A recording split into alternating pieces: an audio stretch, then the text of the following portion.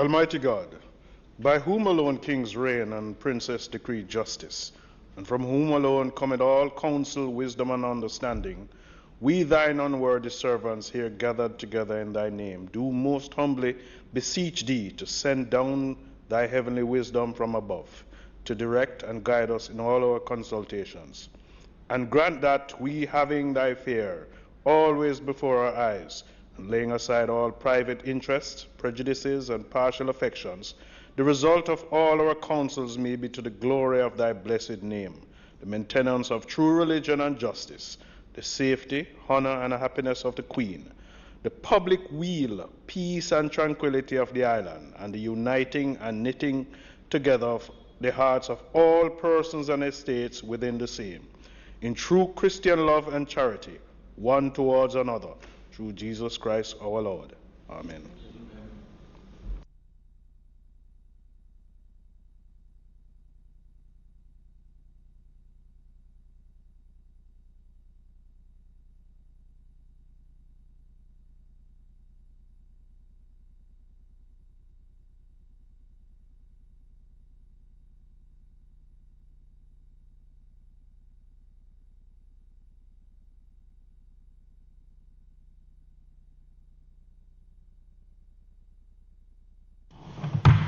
This Honourable Senate now resumes its sittings. Apologies for the late start this morning.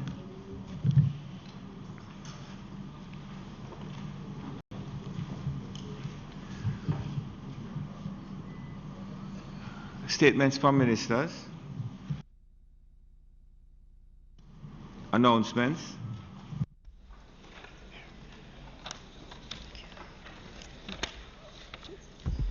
Laid on the table of the Senate today are the following. Minister Paper number 39, an annual report for the National Health Fund for the financial year 2015-2016. General and Minister Paper number 40, 2018 General and Selective Capital Increases of the International Bank for Reconstruction and Development, IBRD. The Interception of Communications Amendment to First Schedule Order 2019. Interception of Communications Amendment to First Schedule Order 2019 Resolution. The Proceeds of Crime Amendment to First Schedule Order 2019. The Proceeds of Crime Amendment to First Schedule Order 2019 Resolution. Annual Performance Report 2018 of the Ministry of Labour and Social Security. The Jamaica Gazette Supplement Proclamations, Rules and Regulations, Volume 142, Number 12 of 2019, a proclamation from the public state of emergency declared by the Governor General. The Jamaica Gazette Supplement Proclamations, Rules and Regulations, Volume 142, Number 16, enclosing the Emergency Powers Number 2 Regulations 2019 under the Emergency Powers Act. The first annual report of the Integrity Commission for the financial year 2018-2019.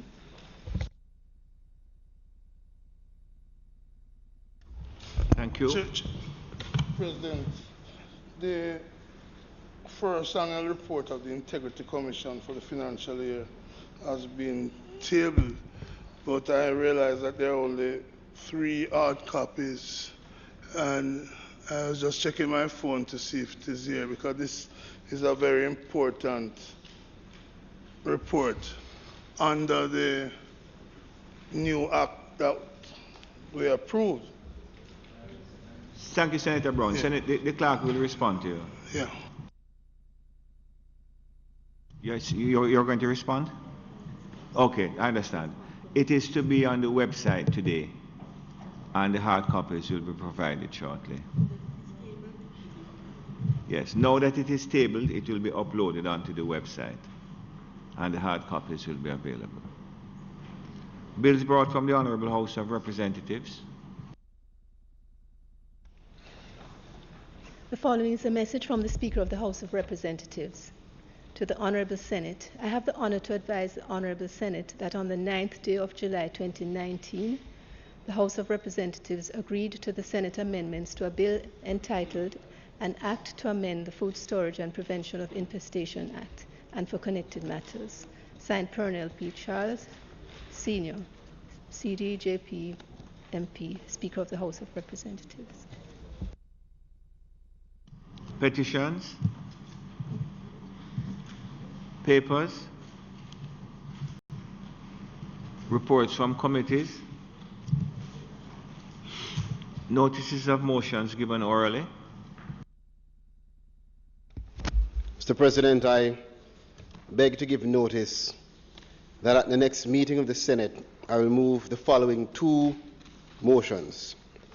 Firstly, the Interception of Communications Act, Interception of Communications Amendment to First Schedule Order 2019 Resolution, whereas under Section 18(1) of the Interception of Communications Act, the Minister may by order add to or delete from the list of offences contained in the first schedule, and whereas under Section 18(1) of the Act, the Minister made the Interception of Communications Amendment of First Schedule Order 2019, and whereas it is provided by Section 18(2) of the Act that an order made under Section 18(1) shall be subject to affirmative resolution, and whereas it is desirable that the Interception of Communications Amendment to First Schedule Order 2019 be affirmed.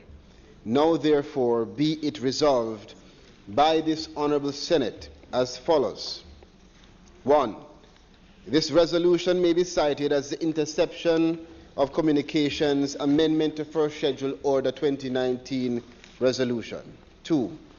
The Interception of Communications Amendment to First Schedule Order 2019, which was laid on the table of the Senate on the 12th day of July 2019, is affirmed. Secondly, Mr. President, the Proceeds of Crime Amendment to Second Schedule Order 2019 Resolution. Whereas under Section 6(4) of the Proceeds of Crime Act, the Minister may by order, subject to affirmative resolution, amend the second schedule of the Act, and whereas under Section 6(4) of the Act, the Minister made the Proceeds of Crime Amendment of Second Schedule Order 2019, and whereas it is desirable that the Proceeds of Crime Amendment to Second Schedule Order 2019 be affirmed. Now therefore be it resolved by this Honourable Senate as follows. 3. This resolution, this resolution may be cited as the Proceeds of Crime Amendment to Second Schedule Order 2019 Resolution, and 2. The Proceeds of Crime Amendment to Second Schedule Order 2019, which was laid on the table of the Senate on the 12th day of July 2019, is affirmed. Thank you, Minister, who I recognize from speaking from a seat other than your own. Questions and answers to questions. Mr. President, at the last sitting I had given a commitment to my colleagues, and I have the answers to the questions as it relates to the questions from Senator Brown. I'll ask for some assistance to read these out.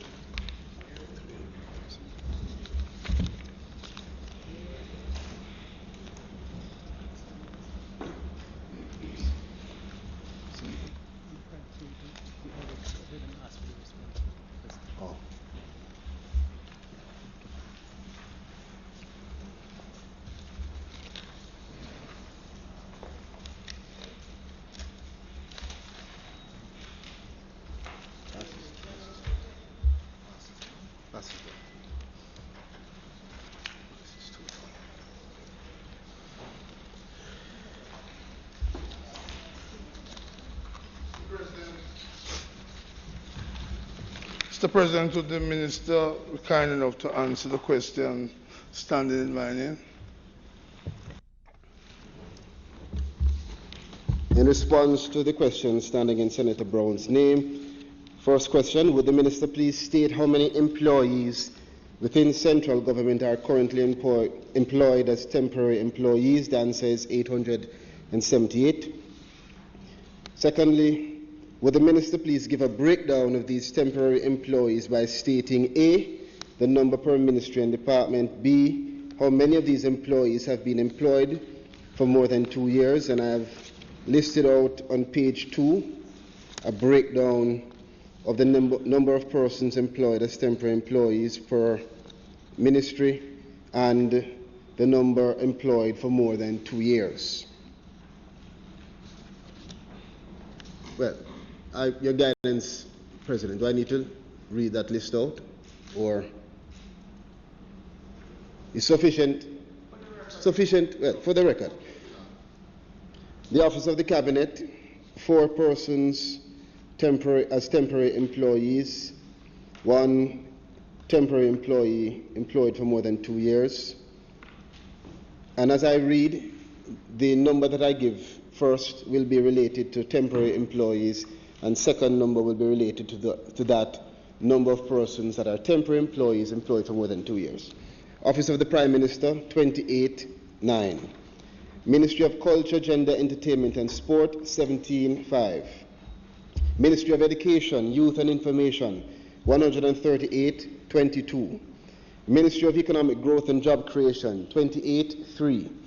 Ministry of Finance and Public Service, 43.12. Ministry of Foreign Affairs and Foreign Trade, 22.2. Ministry of Health, 187.81.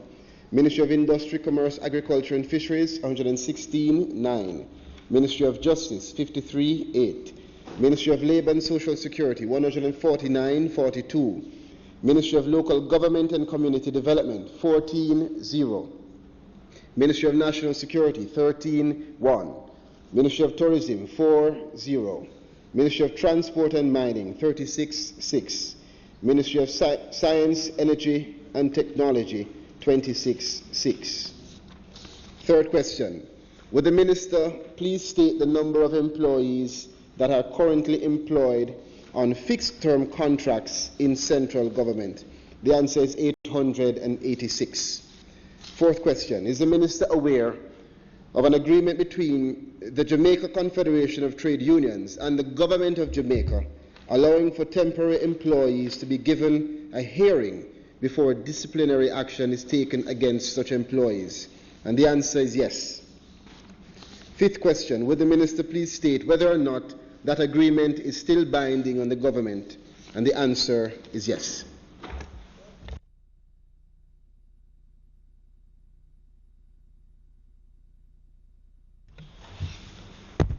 I thank the Minister for the information, which is at me. Sadly, it has taken so long. We'll pursue some other question arising from this that we have at another time. Yeah? Thank you, Senator Brown. Okay. Motions that may be made at the commencement of public business requiring notice. Motions relating to the sitting of the Senate. Motions for leave to introduce bills. The presentation of bills without the leave of the Senate first obtained. Public business.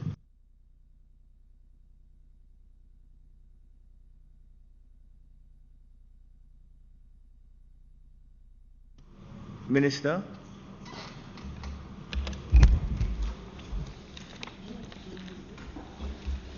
Mr. President, our intention today is to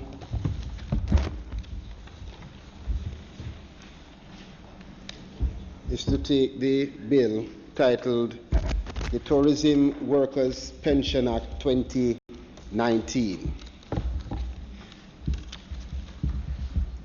Mr. President, colleagues, the bill before this Honorable Senate today, the Tourism Workers Pension Act 2019, seeks to improve the welfare of our hard-working tourism workers who have given their lives to building the nation's tourism sector by introducing a pension scheme designed specifically for them. This bill was drafted with the hopes of being on all fours with the global work and employment trends popularized by the United Nations Sustainable Development Goal specifically SDG 8, which speaks to decent work and economic growth. And we want to use the opportunity, Mr. President, to extend gratitude to all of those who toiled tirelessly for us to be able to present this bill to the Senate today. The technical team, the consultants, those from the Attorney General's office, from the Chief Parliamentary Counsel's office, and others from the Ministry of Tourism.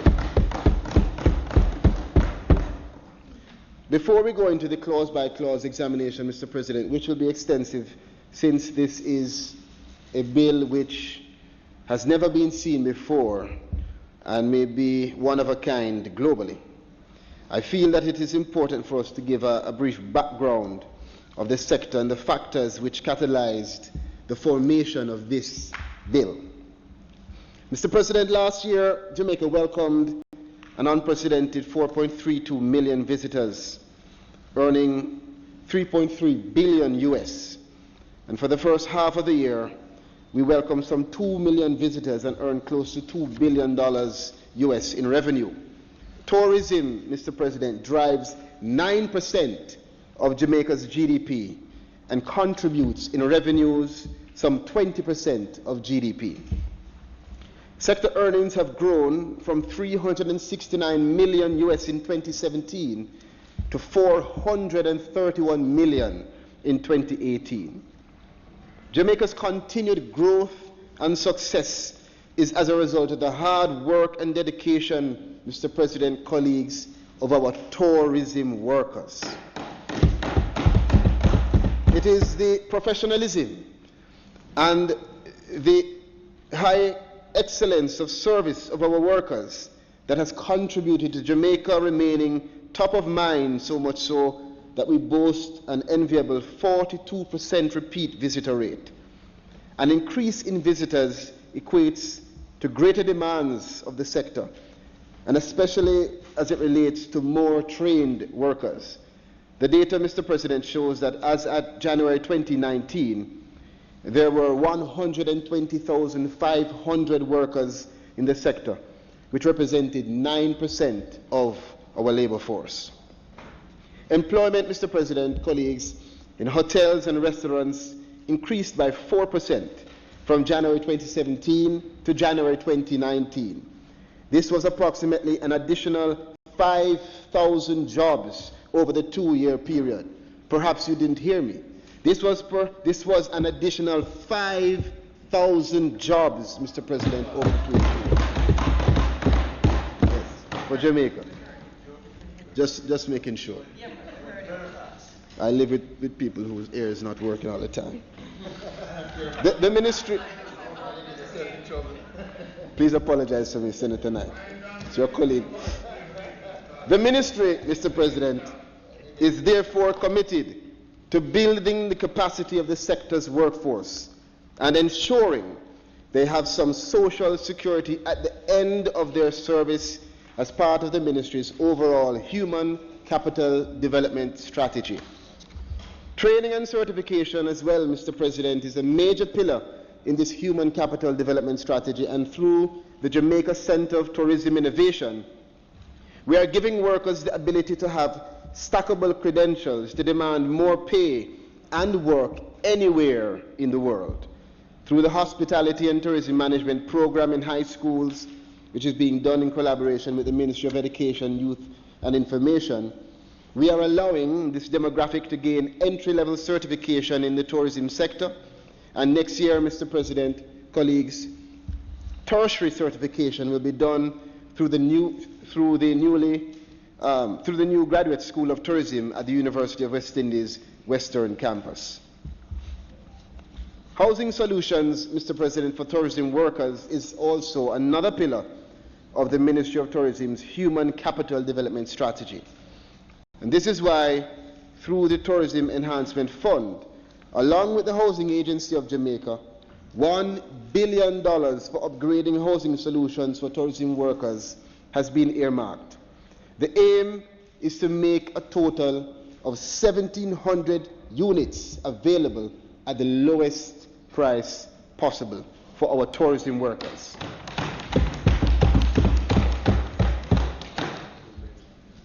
It is also only fitting that our greatest resource, which is our human capital, receive a dignified retirement as laid out in the Tourism Workers' Pension Bill, which is the final prong in the Ministry's Human Capital Development Strategy.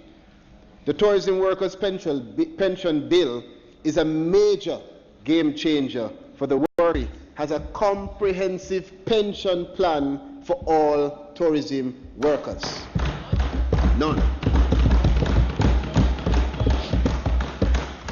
This will make Jamaica a world leader, a pioneer in providing tourism worker social security. It represents a commitment by the government to the social market arrangement, which is to ensure that appropriate legislation and regulation is developed to protect the vulnerable. Already, Mr. President and colleagues, we have been getting inquiries from other nations about our revolutionary pension plan. Mr. President, the pension scheme is a defined contributory plan supported by legislation, and it will require mandatory contribution by workers and employers. The plan will cover all workers ages 18 to 59 years in the tourism sector, whether permanent, contract, or self-employed. Benefits will be payable at age 65 years or older. Initially, for the first 2 years, the contribution will be 3% of gross salary to be matched by the employer, and 5% thereafter. The Ministry of Tourism, Mr. President, is providing $1 billion to seed the fund so that immediate benefits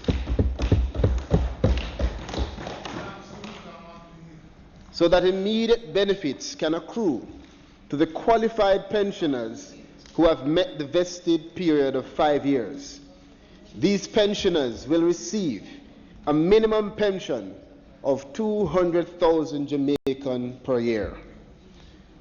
The uniqueness, Mr. President and colleagues, of this scheme is that it embraces some 350,000 full-time, part-time, self-employed, and contract workers across the sector, including the red cap porters, front desk managers, craft traders, housekeepers, and raftsmen.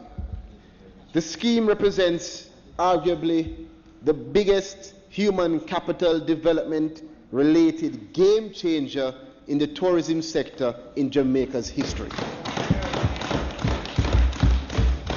Mr. President, colleagues, let us go through the bill clause by clause. Clause 1 states the short title of the Act as the Tourism Workers' Pension Act. Clause 2, the interpretation clause of the bill, seeks to define pertinent terms within the bill, including member, early retirement, and mandatory contributions. Part 2, which relates to clauses 3 to 8, speaks to the powers of the Commission. Clause 3 gives the Financial Services Commission the regulatory oversight for the scheme in accordance with the provisions of this Act and the Pensions, Superannuation Funds and Retirement Schemes Act, as well as the Financial Services Commission Act. Clause 4 and 5 empower the Commission to issue directions to the administrator, investment manager, and trustees, as well as to require the administrator, investment manager, or trustees to provide information to the Commission on pertinent matters, respectively. Clause 6 speaks to the Commission being empowered to carry out investigations into the activities of the scheme if the scheme does not meet the solvency requirements that are prescribed, and if the trustees fail to respond to a written request for information or fail to satisfy a request based on information that was obtained by the Commission. Clause 7 speaks to the power for the Commission to petition a judge of a parish court for a warrant authorizing entry into any premises where information is being held. Clause 8 gives the Commission the power to to conduct investigations. Part 3, colleagues, refers to clauses 9 to 14, and that speaks to the establishment of the scheme and the Board of Trustees. Clause 9 establishes a scheme under an irrevocable trust. It also requires that the Minister and the Board establish regulations and standards for the administration of the scheme and allows the Minister to give policy directions to the Board. Clauses 10 and 11 establish the resources of the scheme as well as establishing the Board of Trustees, respectively. Clauses 12, 13, and 14 detail the functions of the Board, give the Board the power to delegate its functions, and empower the Board to appoint and employ staff in the performance of its duties, respectively. Part 4, President and colleagues, refers to clauses 15 to 22. And that part speaks to the membership and contributions to the scheme. Clause 15, detailing the eligibility criteria for membership of the scheme.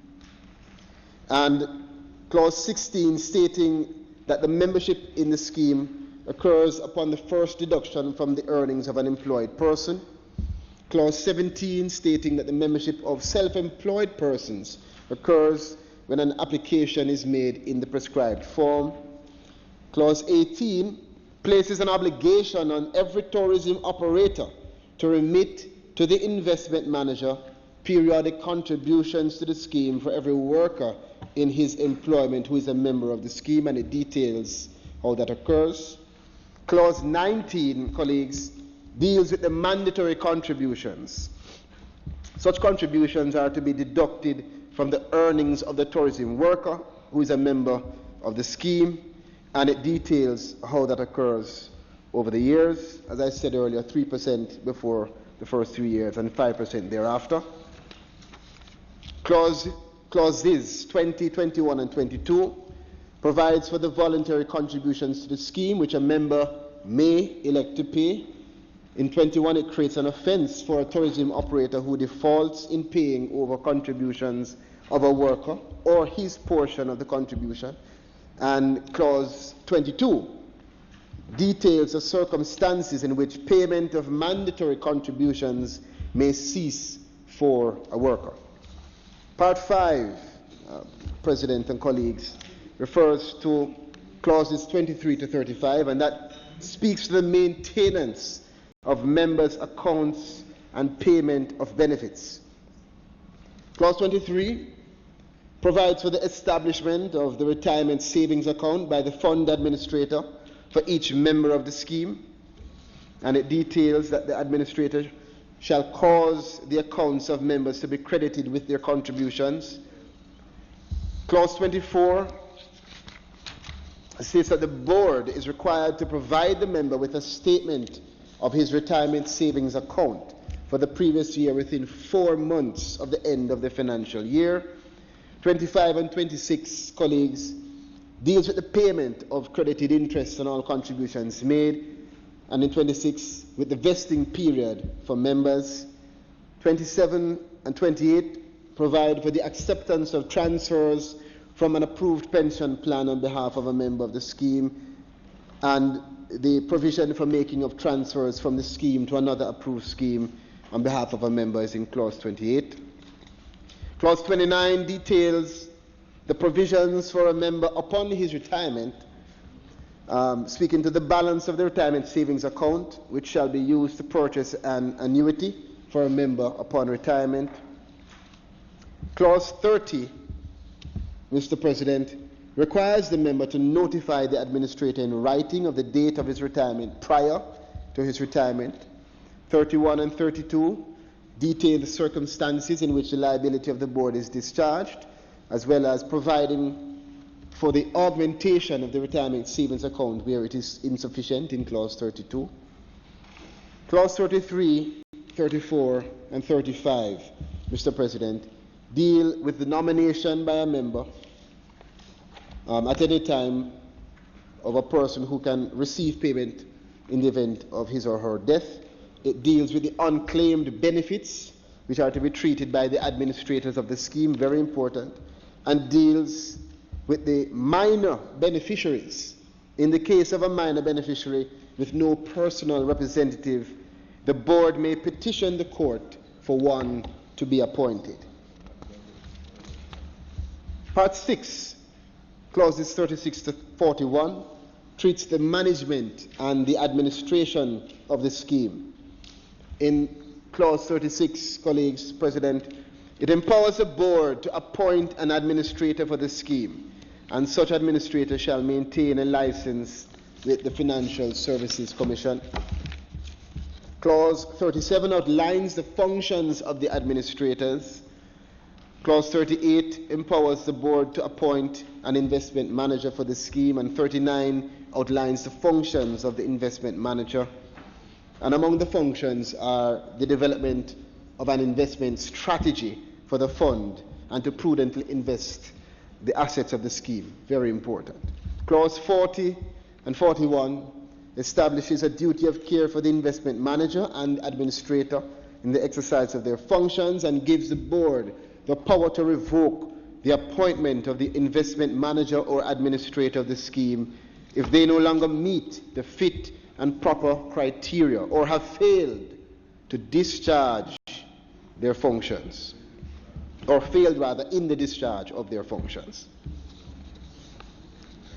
Part 7 speaks to the accounts and audit, and in clause 42 it empowers the board to appoint an auditor to audit the funds of the scheme, Mr. President, and the expense of the audit, of course, will be borne by the scheme. Clause 43 details, colleagues, the duties of the auditor, which is to inspect and to audit all the accounts of the scheme. And the report of the auditor, importantly, Mr. President, is open to inspection by the members of the scheme. Clause 44 requires the board to submit an annual report to the minister within 4 months after the end of the financial year. Clause 45 and 46, which form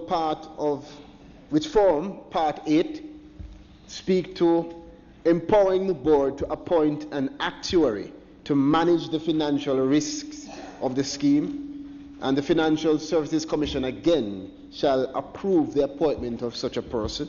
Clause 46 details the function of the actuary, and the actuary shall review the scheme at least once every 3 years to determine the financial position of the scheme. The report, Mr. President, shall be given to the minister and to the board. Part 9, which is speaking to the investment of the assets of the scheme, relates to clauses 47 to 50. And in clause 47, Mr. President, the investments and assets of the scheme shall be in the name of a custodian trustee, which shall be a body corporate. Clause 48 requires the board to prepare a statement of investment policies and principles which should conform to the investment guidelines established by the Commission, and the statement shall be reviewed by the board every 12 months. 49 and 50, colleagues, establishes the rules that govern all of the investment transactions, which must be made with prior approval of the board, and establishes also the considerations to be taken into account in the statement of investment policies and principles, and these include the economic conditions and the expenses of the scheme. Part 10 refers to the financial provisions, and in that part you find clauses 51 to 56. Clause 51 ensures that the scheme's assets are not diverted or used for any other purpose than for the benefit of the members and the expenses of the scheme. I agree. Hold on. Clause 52 empowers the board to establish accounts for the proper administration of the scheme. 53 mandates that the board maintains a reserve account where funds are to be set aside to stabilize the scheme. 54 and 55 provide for the securing of benefits under the scheme as it cannot be assigned or charged in any way. And clause 56 details the winding up provisions for the scheme. Part 9, Mr. President, refers to clauses 57 to the final clause, which is clause 63. Clause 57, colleagues, places a duty on the board as to provide information to each member, beneficiary, or personal representative, and this information is to be in simple language. It is also detailing the information to be contained in the member's handbook. Clause 58 provides for the annual general meetings. The AGM shall be convened within 6 months after the end of the financial year. Clause 59 requires the board to give 28 days notice, Mr. President, to members before an annual general meeting is called, and the details of the notice are also to be set out in the clause. Clause 60 provides for the holding of special meetings by the board. Clause 61 makes it an offense to misappropriate the assets of the scheme by its investment manager, administrator, trustee, or employee, and an offense, Mr. President, which is triable before a judge of the Supreme Court and upon conviction to a term not exceeding 10 years. Clause 62 enables the minister to make regulations after consultations with the Commission, and these regulations include the enrollment and registration of members and the cessation of benefits to members. And Clause 63 details the income tax exemptions of the scheme. There are 3 schedules to the bill, Mr. President. First schedule, which deals with the Board of Trustees of the scheme. Second schedule, detailing the requirement for the content of the benefit statement for the members and the beneficiaries. And the third schedule, containing the procedure at general meetings. Mr. President, the passage of this legislation, with its assurance to the tourism workers that they can retire with dignity, financial security, and peace of mind, symbolizes the government of Jamaica's commitment to move the people of Jamaica from poverty to prosperity. It demonstrates a collective understanding that our people must retire with a clear sense of financial security.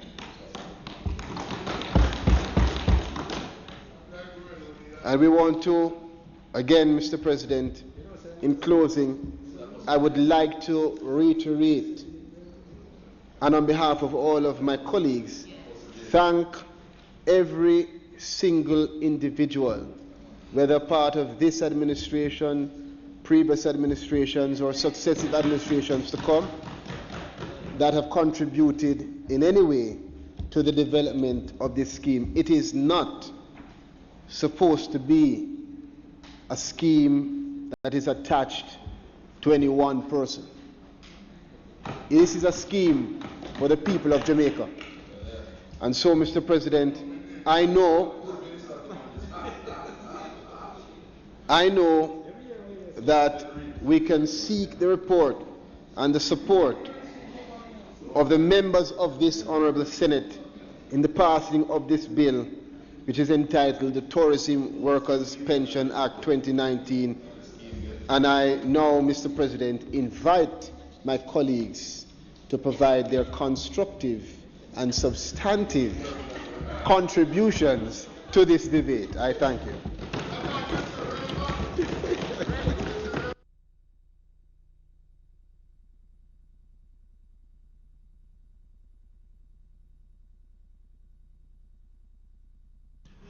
Thank you very much, Minister. Clear and precise presentation. Senator Crawford, thank you.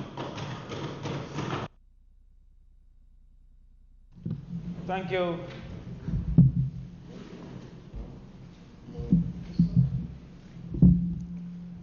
Thank you, Mr. President.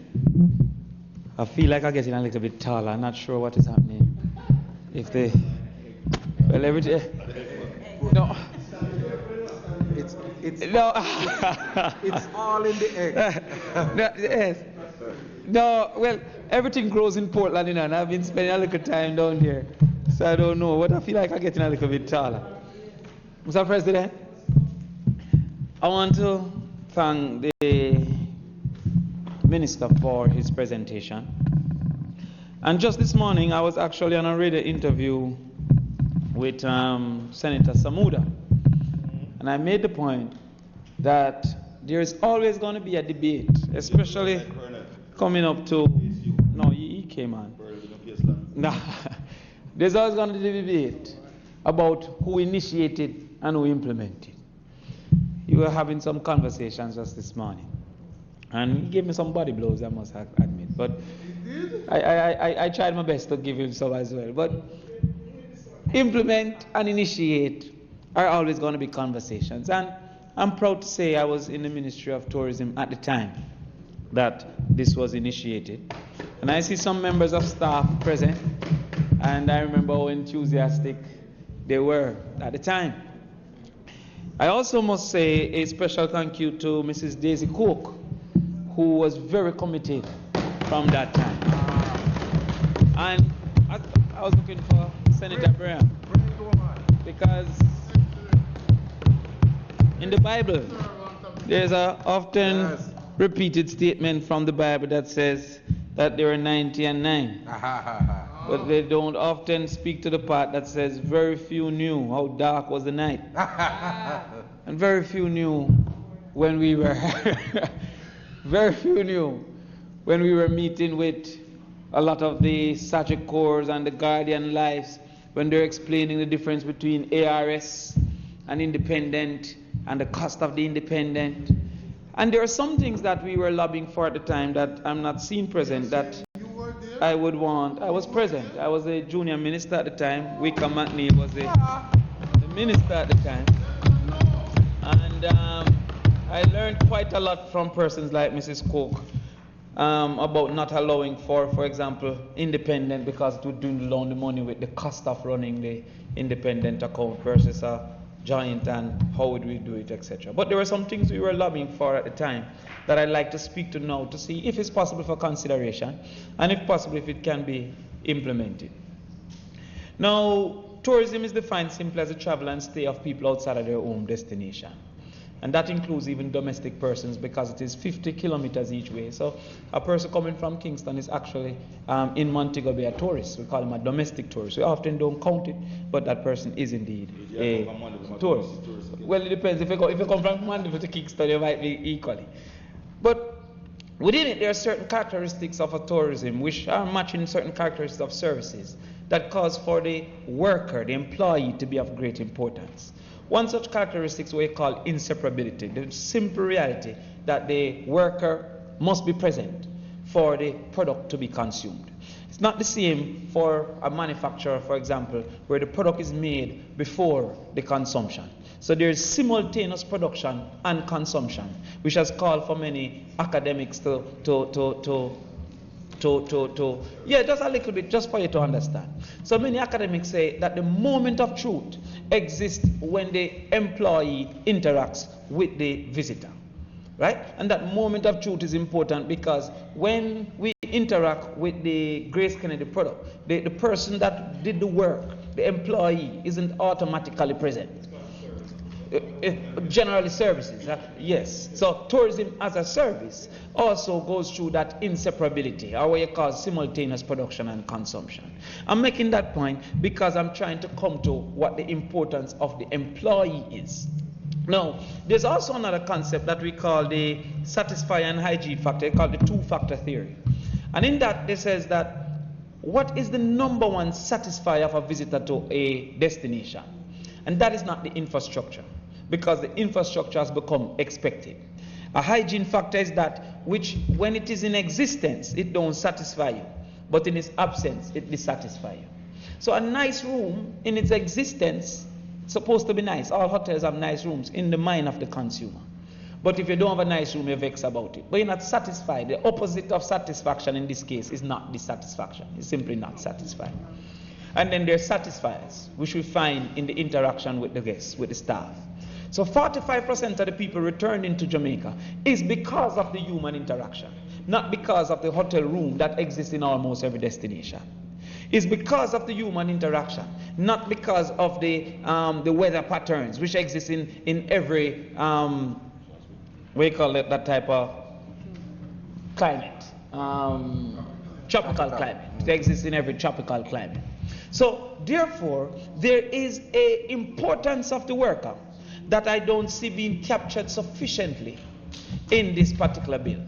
Because when we were discussing it, we wanted a % of the TF contribution to continuously be sent to the fund. So therefore, we have a pension fund that we're putting $1 billion up front, and that is great. That's to be applauded. That was always something that we were pushing for.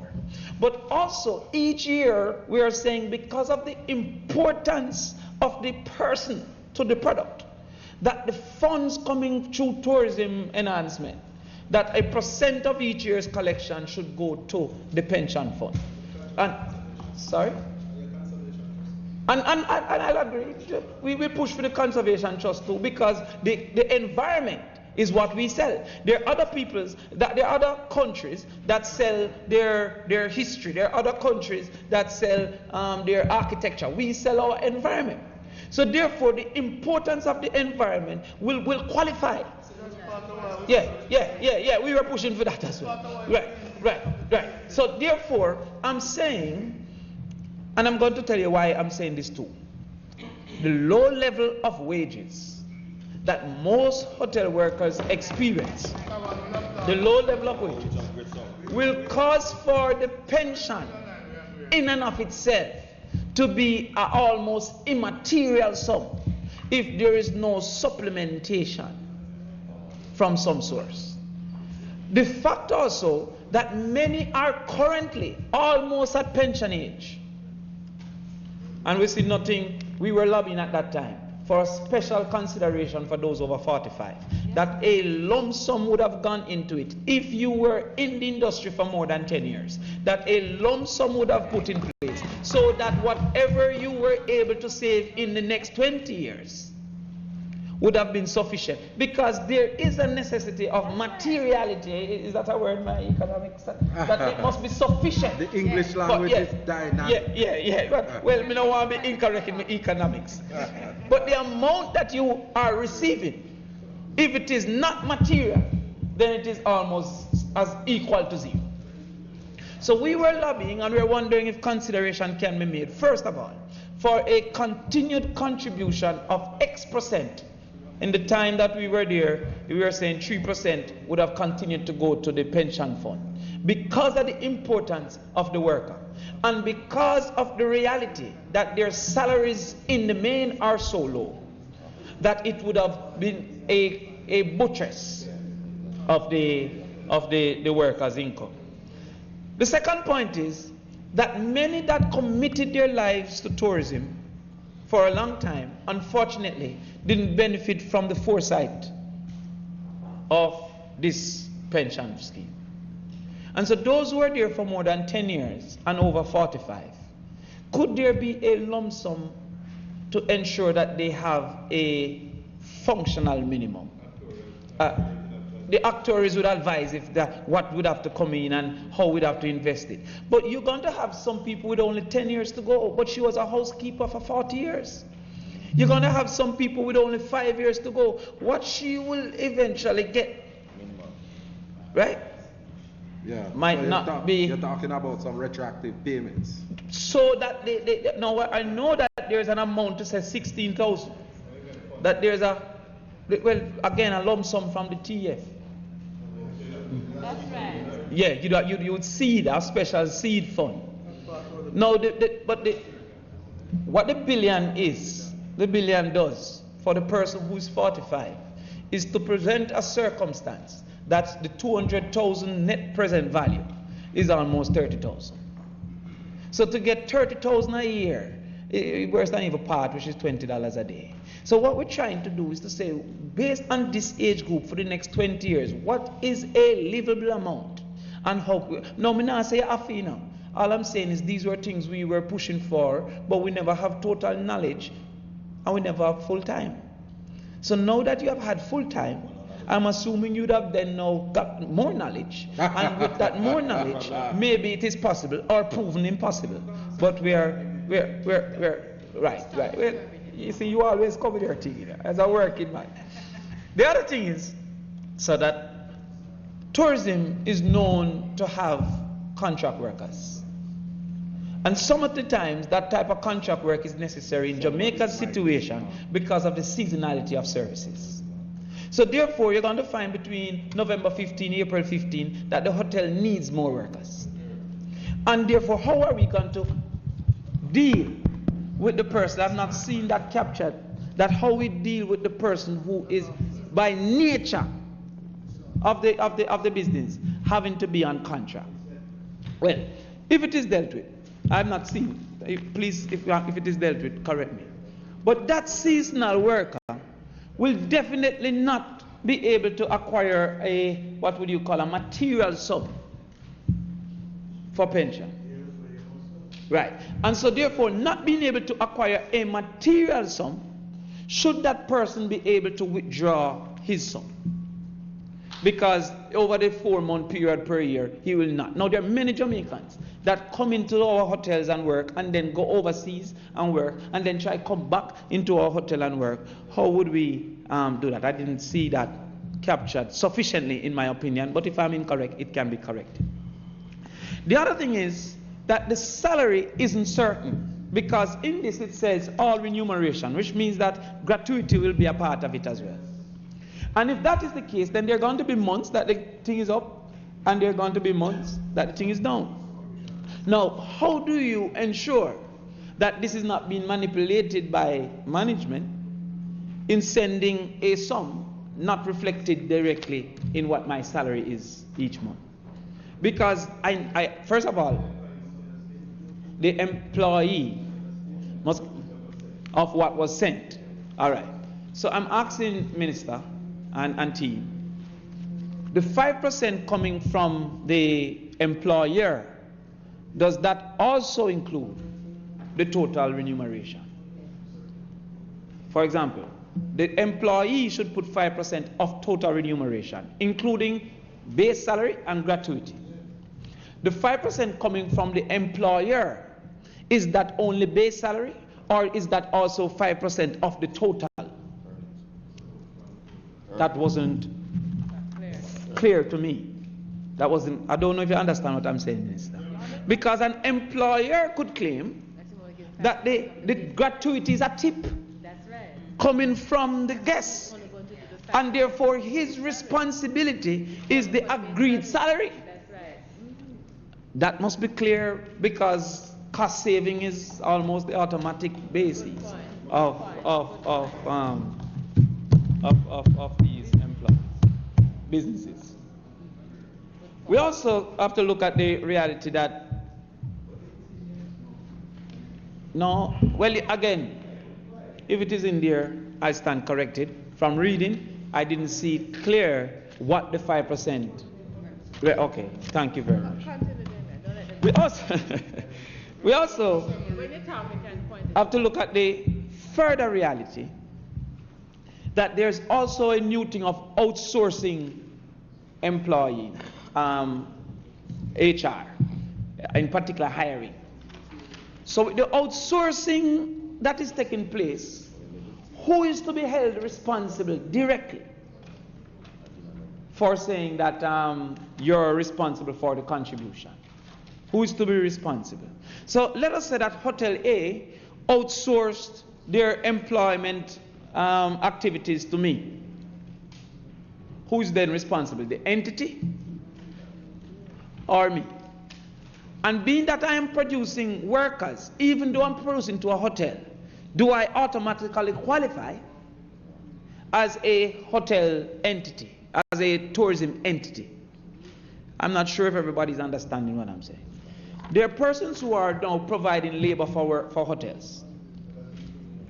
Now that person wouldn't, under current designation, be a tourism entity, because let's say, manpower, for example.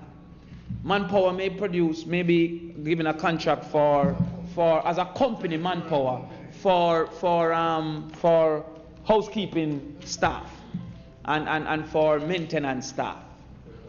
Now, if manpower is providing these persons, is the hotel still the person responsible? Or can manpower claim that they are not a tourism entity and by extension don't have to pay this pension? Even though the majority of the workers are employed within the tourism entity. How do you deal with the third-party contractor who is actually now seeking to avoid this 5% at least? Yes. We need to see that somewhere in there. I also don't see, Mr. President, we were lobbying at the time for a consideration of lump sum removals for activities like starting a business, or a lump sum removal for activities like buying a home. Minister, I hear you spoke to the fact that there's another thing many don't know the dark of the night about housing. And I must say, current minister, Bartlett, Uncle Bartlett, has been very committed to tourism housing for a very long time. Yes, but he has been committed. He spoke of it in the 07 period.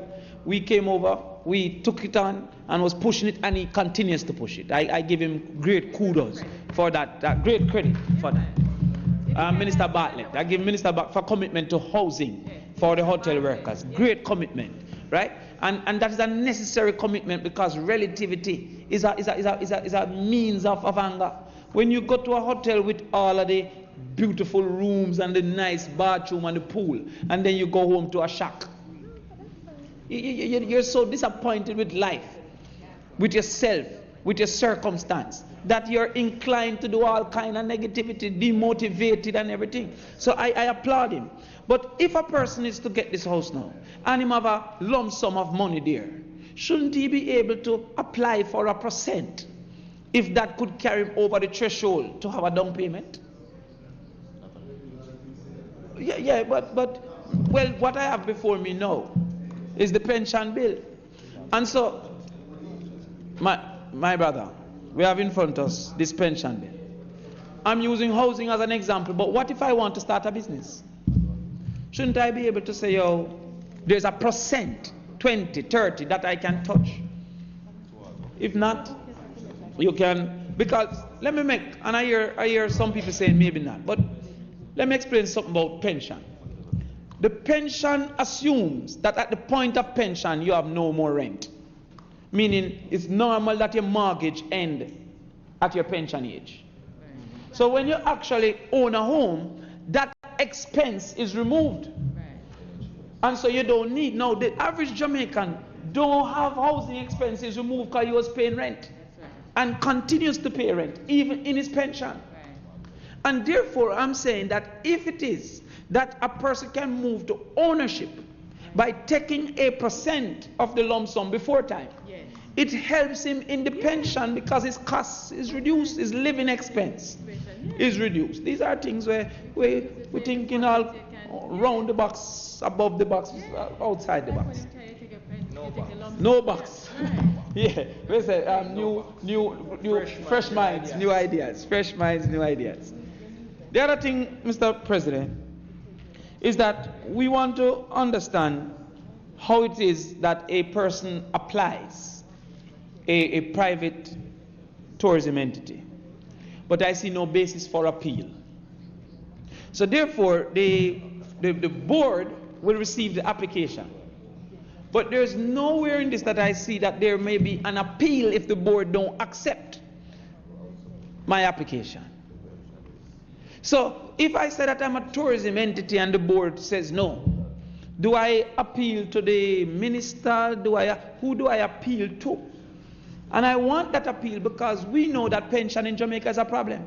Therefore, we should be very facilitatory of anybody who wants to be in a pension. Outside of the government entities, almost 80% of Jamaicans don't have a pension. So therefore, if a man says, I want to be in a pension, and there's a blockade to him based on some understanding of the rules, him should have an ability to appeal. And I don't see that ability to appeal. I'm finally asking for a broadening of what is considered a tourism worker. In the measurement of tourism contribution, you have a thing called a satellite account, the tourism satellite account, which don't only measure indirect but measures indirect. In the same way, you have direct and indirect employees of tourism that this currently don't consider the indirect. For example, a man who farms only for sandals, is he a tourism employee?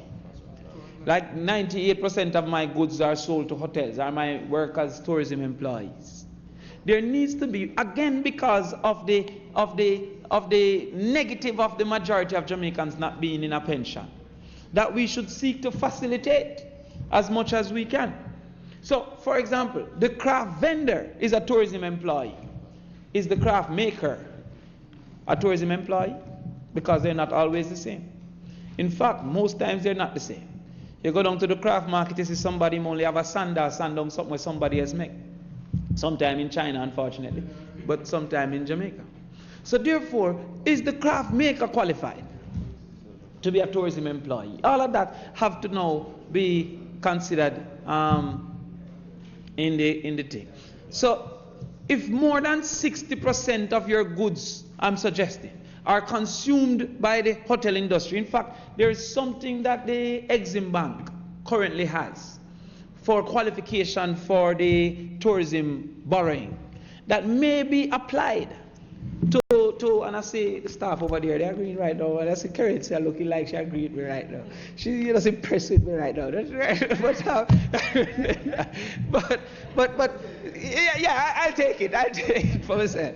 But can it be expanded using a similar definition of X% being within the tourism industry for the person to be qualified? Because again, we are in a situation where many persons, everybody that have been in an MP office knows of the elderly coming. Anybody that have been a candidate know of the elderly coming for as little bit as just protein. And so therefore, if there's a way to capture more, I would love if we can consider that way to capture more. So therefore, I congratulate the Ministry of Tourism. I congratulate definitely the rafters in Rio Grande, the rafters generally, and it's within the same point.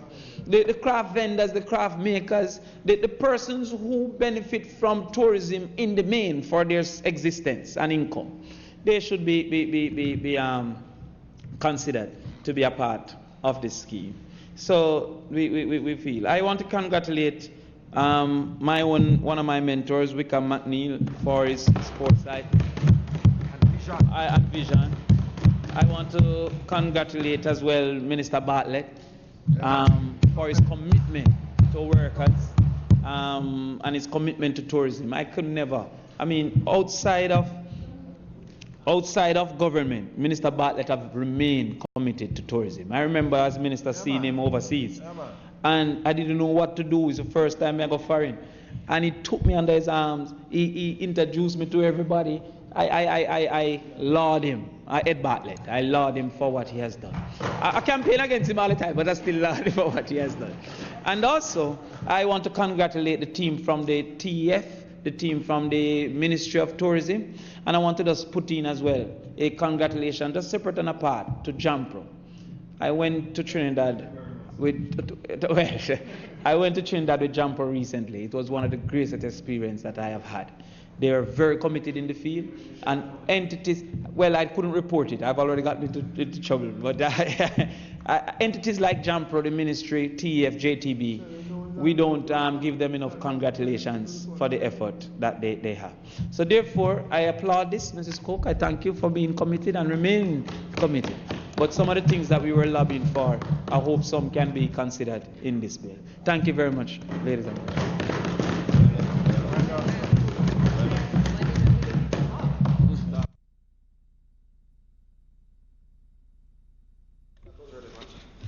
Thank you, Senator Crawford. Senator Webb, I recognize you in a seat other than your own, I think. Yeah, thank you very much, Mr. President. Much appreciated. Mr. President, I think this is a very important day in the history of the Senate in terms of this act that we are going to debate. I would like to start off by also recognizing the technical team. I know they have worked long hours on this bill. And of course, my good friend, one of the best actors I've known, Daisy Coke. Daisy, well done. Mr. President, I think we have heard two excellent presentations from Senator Crawford and the opening by Senator Charles. You know, and it goes without saying, Mr. President, that I rise in support of the Tourism Workers' Pension Act 2019. But I think this debate, Senator Lambert Brown, is, you love, I'm going to be relevant. I know you love stats, and I think this is a bigger issue as a country in terms of pensions, Senator Brown and Senator Gale. I know you're close to it. But if you look at the statistics from the Financial Services Commission as at December 2018, so this is relatively current information, only 9.5% of the labor force participated in a private pension arrangement. What that is saying is that 90.5% of our labor force is not on a private pension scheme. I'm sure my colleagues in the Senate will agree that this is startling and raises a serious concern, because what this means is that a majority of our Jamaican labor force do not have the security of a pension during their retirement. To put it in context of the importance of this piece of legislation, Mr. President and my colleagues, the tourism industry, as we speak, Senator Crawford, employs about 117,000, 120,000 people directly, while generating another 250,000 jobs indirectly. So we're talking about upwards of 400,000 Jamaican workers will be impacted by the passing of this bill, or 1 in every 4. And you know, Mr. President, when you look at the outlook, and Senator Crawford, thank you very much for recognizing JAMPRO, which I have the privilege to be the chairman of. We could be looking at another 41,000 jobs, Senator Scott Motley, by 2022 in the tourism industry. So we're talking about probably close to 500,000 Jamaicans in the labor force by 2022 that will directly be impacted by the passing of this legislation. And I think it goes without saying that's a big move. You know, I think I heard in a previous presentation, and I always say this in my discussion with my team at the company that I'm employed to. You know, some of us as leaders and CEOs, especially in the private sector, when we communicate in the success of our companies, Senator Kerry, we tend to speak about assets and cash flow and receivables. The most important asset for our tourism industry as we speak is not the assets, Senator Kerry, or the strategies of the tourism sector, or the Minister of Tourism, or the Minister, the spokesman. The most important asset in Jamaica at this time, our tourism workers, who deserve all the credit. Having said that, I'd like to really take the opportunity to really commend the government for finalizing this bill and congratulate the Minister of Tourism, as was said earlier, the Honorable Ed Bartlett, for his leadership of this bill and his dedication to serving the tourism industry. Mr. President, if I recall correctly, and I can be corrected by my colleagues here, this was actually a part of the manifesto of the JLP in 2007 about introducing a pension for the tourism workers. And I was in the Ministry of Finance in 2008, and I remember working with Minister Bartlett on the tourism bill.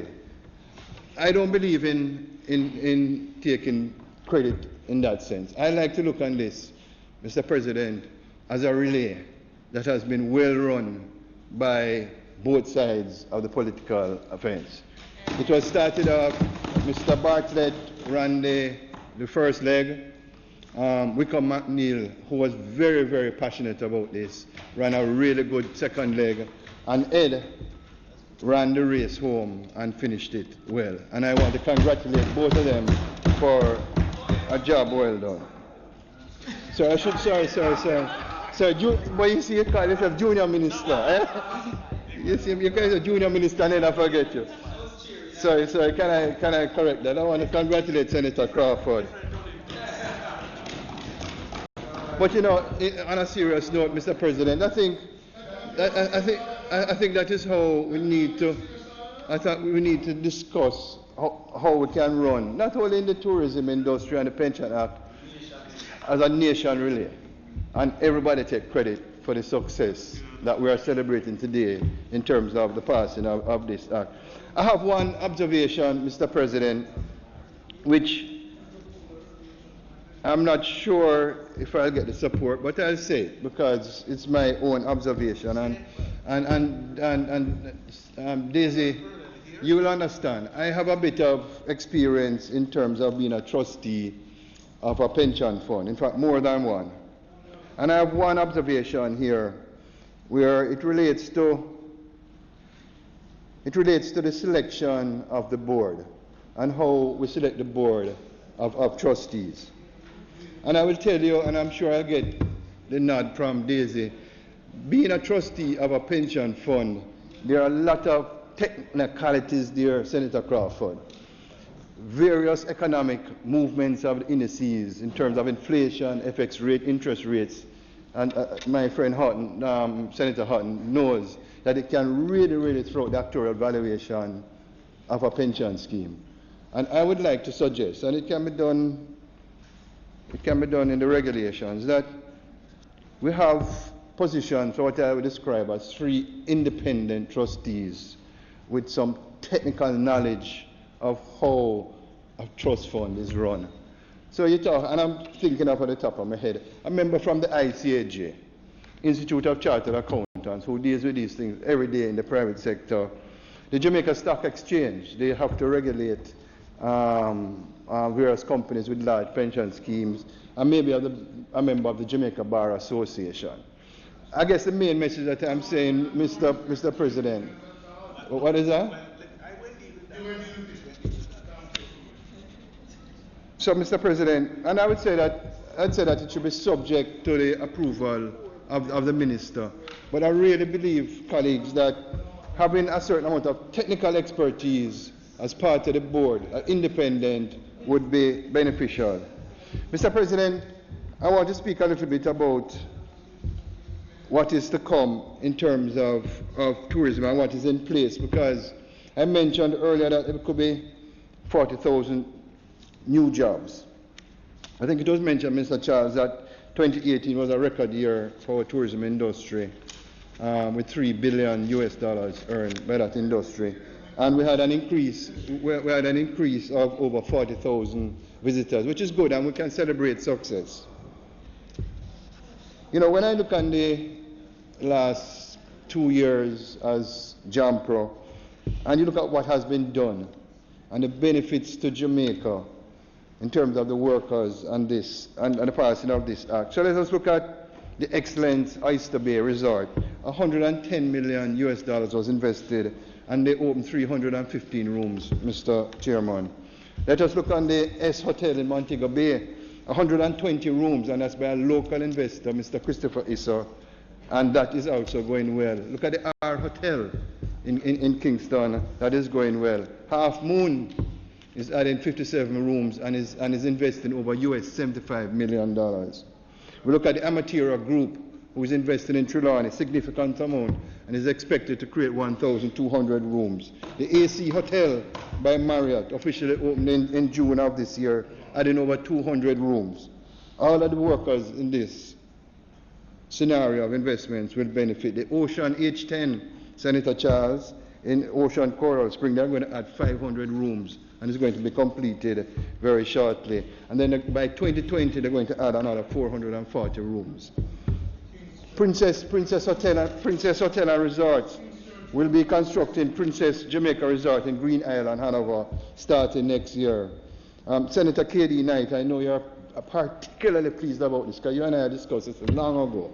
The Oceana Hotel is now going to be an upscale business hotel in downtown Kingston, Jamaica, and I want to recognize you for that, sir. I want to recognize you for that, too.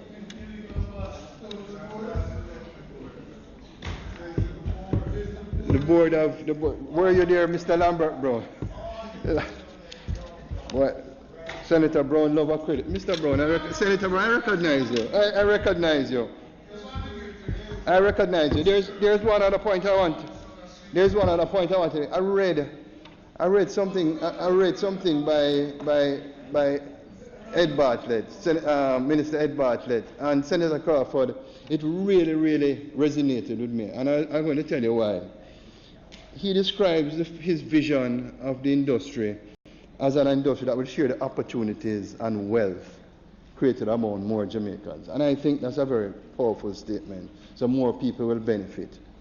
So let's talk a little bit about the tourism linkages, all right? Where you said it a while ago, that sometimes you look at the Jamaican souvenirs, and when you go to BAM, T-shirt made in China, or the ashtray, or a Bob Marley sign and thing.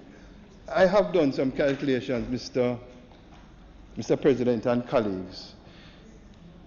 In Jamaica, we use this term quite loosely, tourism linkages, right? I have seen numbers as high as 50 to 70% of leakages.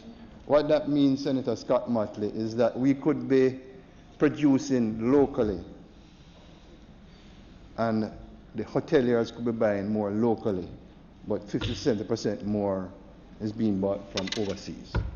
I'm not saying that it could be 100% bought locally. All I'm saying is that we need to make a concerted effort, maybe through policy, maybe through legislation, because moral suasion seems to be not working, in terms of having Jamaican manufacturers and producers sell more to the hotels. My calculation, you see, Senator Knight, and it's back of the envelope, but it may be indicative, that if we can reduce that, let's say it's 50% to 40%, it can clearly add 2 percentage points to our GDP. And I call that a game changer. So while we talk about, so Damian, Senator Crawford, while we talk about tourism linkages and the pension, it's wholesome in terms of getting more benefits to the Jamaican economy and Jamaicans. You raise the point, and based on my research, and I could be wrong in terms of who will benefit, but it sounds to me, or just reading it, that it's going to be pretty broad, Senator Crawford. The rafters, the craft traders, taxi drivers, spa operators, bus drivers, red cap porters, housekeepers, and groundsmen, just to highlight a few. When I read that, I thought about how is that going to be administered, and what is the legislation that is going to support that to ensure that it has good governance around that. So I whispered to Daisy, and I said, is this going to operate like an IRA, individual retirement account? And that is something that I'd like to understand more in terms of the administration, and it can come in the regulations if these workers in the hotel sector should benefit, because it's quite a few. There's quite a few, and I'll tell you something, these are the hardest working workers in there. The other point that I'd like to make, and again, I recognize what you said, Senator Crawford, and I really want to, as we would say in Jamaica, big up Ed Bartlett. There are a couple of things in life that a Jamaican would like. They want their children to get a good education, and they want to own their own home, right? And I support any initiative to create a comprehensive housing solution for the tourism worker. And I would say, without knowing the details, Senator Brown, that NHT should play a lead role in terms of how we can fund and provide a comprehensive housing solution for our hotel workers. And I would like to see that happen. So in closing, Mr. President, again, I want to support the bill. I think it's long overdue. It has been discussed from 2008, and I'm really happy to be here as part of the Senate debating and hopefully passing this bill later today. It's important. We need to protect and continue to treasure our greatest asset in the tourism industry, which is the people and the workers of the tourism industry. And we need to ensure that their well-being and enjoyment for generations to come can be secured by a well-run and administered pension scheme. I thank you, Mr. President.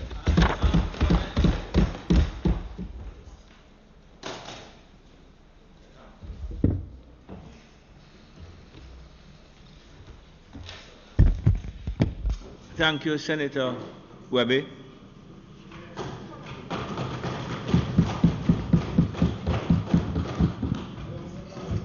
Senator Horton. Good morning, Mr. President, fellow senators.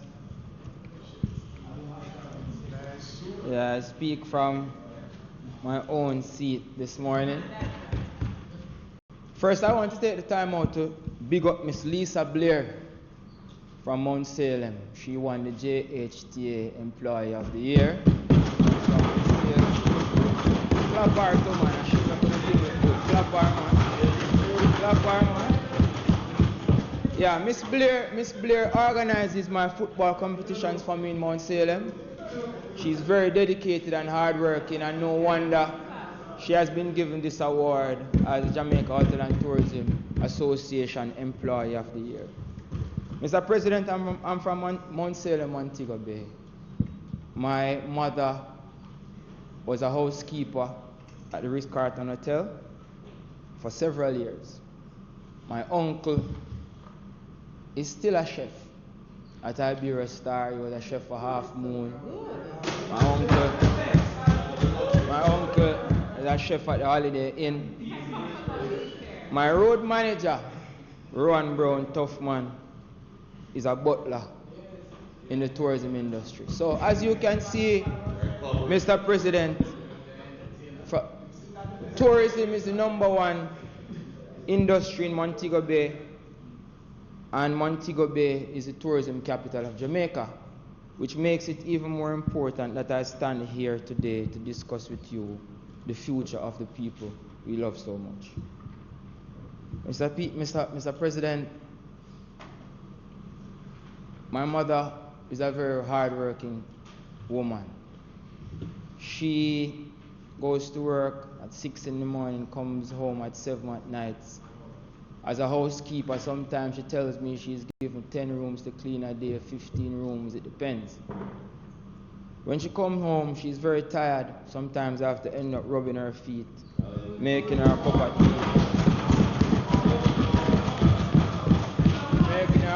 tea. And try to rehabilitate her to go to work the following day. When I sent a congratulation message to Lisa, she responded and said, "Oh, thank you, my son." So that warmed my heart. I'm not only here representing my mother, I'm here representing all the mothers who work in the tourism industry. And not only the mothers, the fathers as well. But my father does not work in the industry. Mr. President, my mother did not have pension while she was working. But she was a very smart woman who knew that she would retire and needed some assistance. So she invested in me. So I here represent my mother's pension. So not many people who work in the industry are as clever and as hardworking as my mother or Lisa from Mount Salem. But they too deserve a long-term income path, a long-term income plan, an investment so that when they are not working, they too can cover their expenses. Mr. President, the people of Mount Salem has held up academics in this country. The people of Mount Salem are now holding up the tourism employment in this country. But the people of Mount Salem are still being suppressed by a zone of special operation instituted by this government. People of Mount Salem demands freedom. Freedom. Now, to the pension bill. Fundamentally, what we're looking at here is how do we address the income of the most valuable people who work in the most valuable industry in this country. The most valuable people who work in the most valuable industry in this country. Jamaica is a service-based industry. More than 75% of our GDP is service-based. And tourism provides the most important aspect of Jamaica's tourism. Now, fundamentally, when you think about it, most people in the tourism industry earn minimum wage, $8,000 per week. That adds up to, what, 8 4s, 32 per month.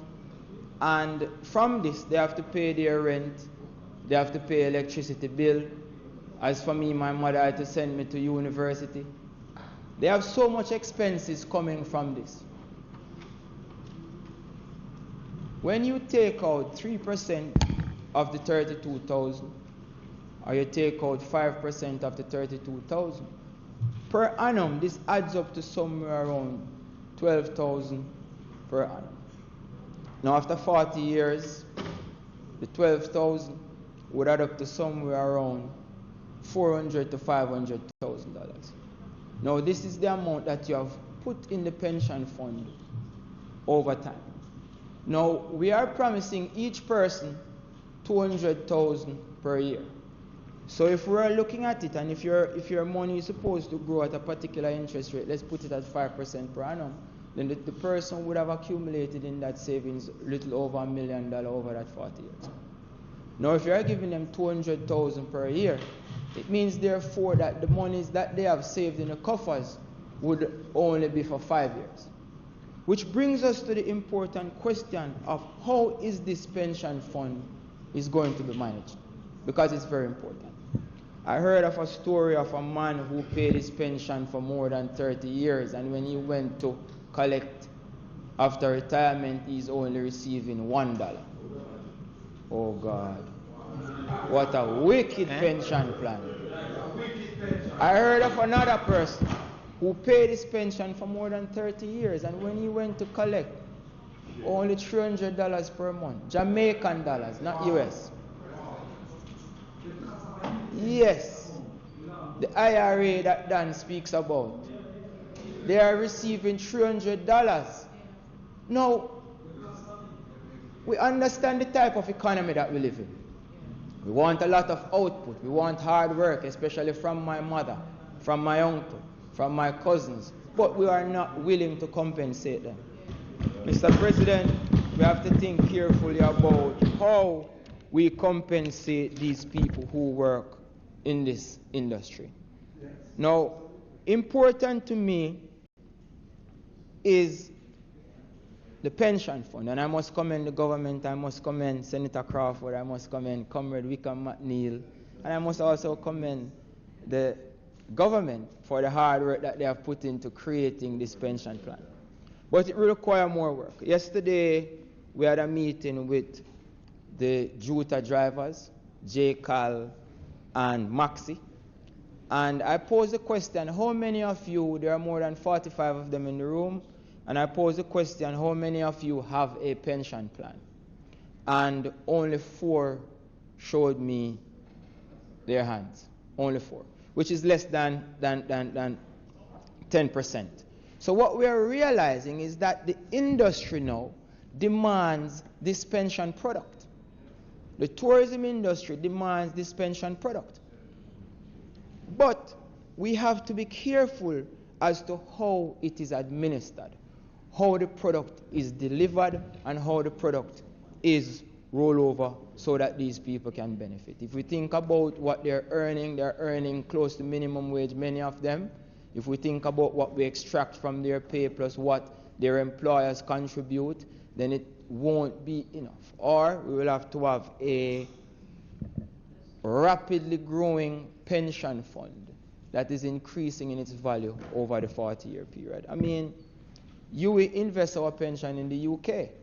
So when I get my salary, UA pays a portion, I pay a portion, they buy pounds and they send it to the UK. So my pension is hardback. Hardback. But I would want to see the same type of hardback pension for these tourism workers in Jamaica. Mr. Speaker, Mr. President, the people of Montego Bay are counting on me to represent them well. My mother is counting on me to represent her well. As you can see how I'm dressed, my mother dressed me this morning. She sent me here to deliver her views, and that is what I am here to do. That is what I am here to do. I know sometimes politicians don't like the truth, but the truth shall sprinkle upon you like morning dew upon fresh roses in the morning. Like morning dew upon fresh roses in the morning.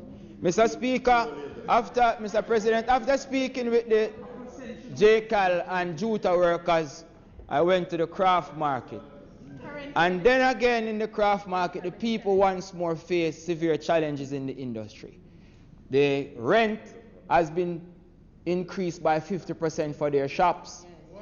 Because of the zone of special operation and the state of emergency, they have been losing business. And their income, Mr. President, has been dwindling while their expenses have remained the same. Now, if we do care about these workers, the craft workers, the vendors that we speak about, how come are we increasing their salary by 50%, not their salary? How come are we increasing their rent by 50%? How come we are increasing their rent by, where do they fit in this pension plan? We have to find a reasonable place for them. Mr. President, we have been doing so much in Parliament. We have been playing so much politics with Jamaican people, but it is time now for us to infuse sensible economic in our political agenda. It is very important that we infuse sensible economics in our political agenda. When your brain works, your face sweat. When your brain works, your face sweat. It's important. I too, I've been an employee in the industry, Mr. President. When I was a young boy, on Friday evenings, we would wait for Mr. Fitzy, the crabman, to come home to pack his bag of crabs, get his sticks, to go and do crab racing at the hotels. As young boys, he would select from us who would come on which Friday. I could not wait for my Friday to come. When we visited these hotels, we were greeted with a warm welcoming smile, the same thing that greets the tourists. We were greeted with a crab industry. So Crabman Fitzy and his employees, are they covered under the pension plan? No. Mr. Speaker? No. Mr. President, are they covered under the pension plan? So there are a host of spillovers that are associated with the hotel industry, which we must have a fundamental understanding of, if it is the case that we wish to serve these people to the best. We know we're addressing pension today, but we cannot address pension without addressing income. We cannot address pension without addressing expenditure.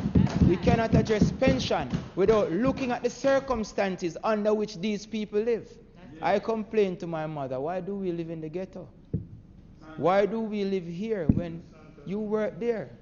When I go visit my mother at work, I receive such lovely treatment. I sleep in the best hotel rooms, eat the best food. But when we go back home, I mean, we're not suffering. But the circumstances were not enough for her to pay pension. The circumstances were not enough for her to send me to school and have a decent savings. The circumstances were not enough for her to be comfortable while she was employed. That is why she realized that, General, after Andre done school, me done work. You are a pension. No, she worked. No, America she there. She was so prolific. She got so many trophies from Ritz-Carlton. She's in America now. So many trophies.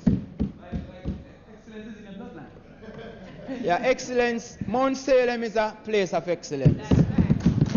Mount Salem is a place of excellence. My mother is excellent. Lisa is excellent. So many excellent people. But yeah, man, Mount Salem, West Central St. James, and Montego Bay are places of excellence. But what we don't want this pension plan to turn out to be a magic trick, Mr. President. We don't want the government to come here and promise people 200,000 with no clear path of how they're going to earn it. We need the pension plan to be rigid. And as Don quite rightly mentioned, Senator Webb, we need trustees who are dependable, capable, accountable, and who understand pension funds and honesty. That is why we are wary when you mention if you want politicians to be a part of the trustees, because politicians' fingers have been so sticky. Some of them. Politicians and the fingers too sticky. Some of you. No.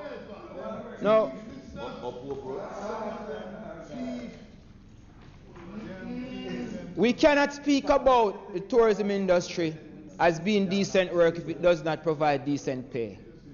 In order for Jamaica to continue to fully benefit from the tourism industry, tourism workers must continue to benefit from the tourism industry.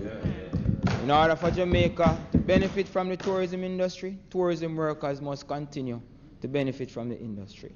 Senator Webb spoke about the pension. He spoke about how we want the trustees to operate and the different skills and expertise that they must possess. And this is very important, Mr. President, if it is the case that we want this pension fund to become successful.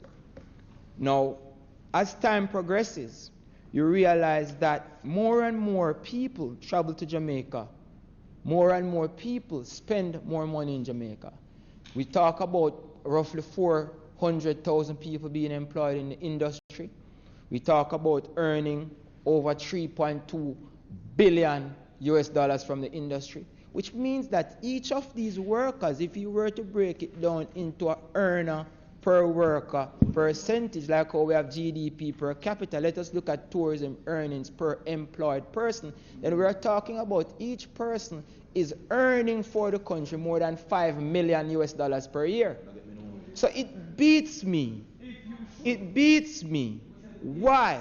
If we look at the amount, the value added that these tourism workers are contributing to the industry, how comes they're underpaid? Overworked and underpaid is the cry of the tourism workers in Montego Bay. Yes. Lack of care and concern, low housing requirement. What are we doing about housing for these people?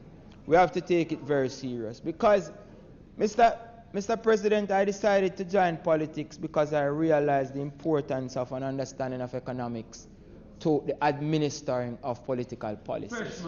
Fresh mind, new ideas is the slogan that we bring. And it is important because if we look at the country and if we look at the industries that we target, tourism is an important industry. But what do? We target the owners of the businesses. So what we do, we provide concessionary to them.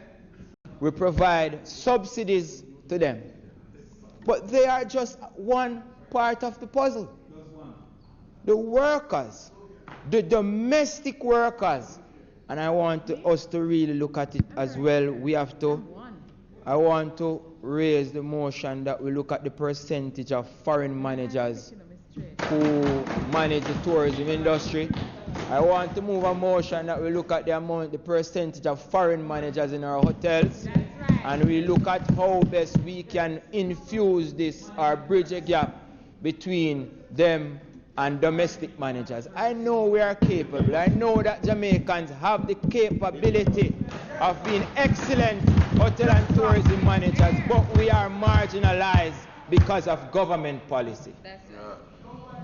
Montego Bay people are marginalized because of government policy. We have to think carefully about the decisions that we make. No. Absolutely.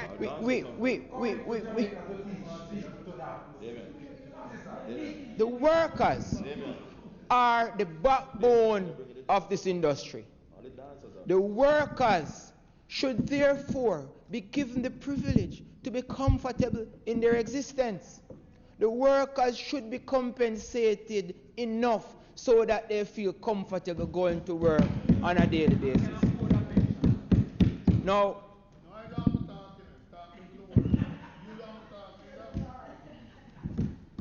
my mother could not have sent me to school without gratuity. The basic salary that she received could only cover her taxi fare to go to work and back. It was the gratuity that bought my suits. It's the gratuity that bought my clerks. It was the gratuity that bought my school books, bought my plane ticket so I could travel to America and visit my cousins. It was the gratuity that afforded me a university education, Mr. President. So my question to the government is, why is this gratuity taxed? It don't affect you. It don't affect no one. Oh, no, collect tax out of people, them gratuity. Look, me have one less shirt. My mother buy one less pound of orange a market. My mother buy one less. Listen, man. We want to move a motion for us to remove a pension. Or remove. We want to move a motion to remove the tax from gratuity. Fresh mind. New ideas. We can carry next week? Every day may I carry it. Remove the tax from gratuity. And it is important. It is important. No, they earn below the threshold. So the threshold does not. We have to look at how we treat with that. It's just wickedness. Wickedness from politicians like you. Wickedness. Wickedness. The people from Montego Bay expect me to represent them, and that is what I am here to do. Represent them. Represent them.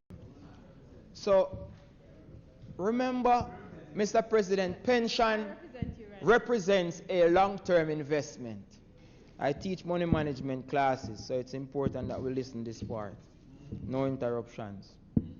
Now, when you receive your income, you either consume a portion or you save a portion. Now, these savings come in a variety of ways. These savings, you can save it by yourself in the bank.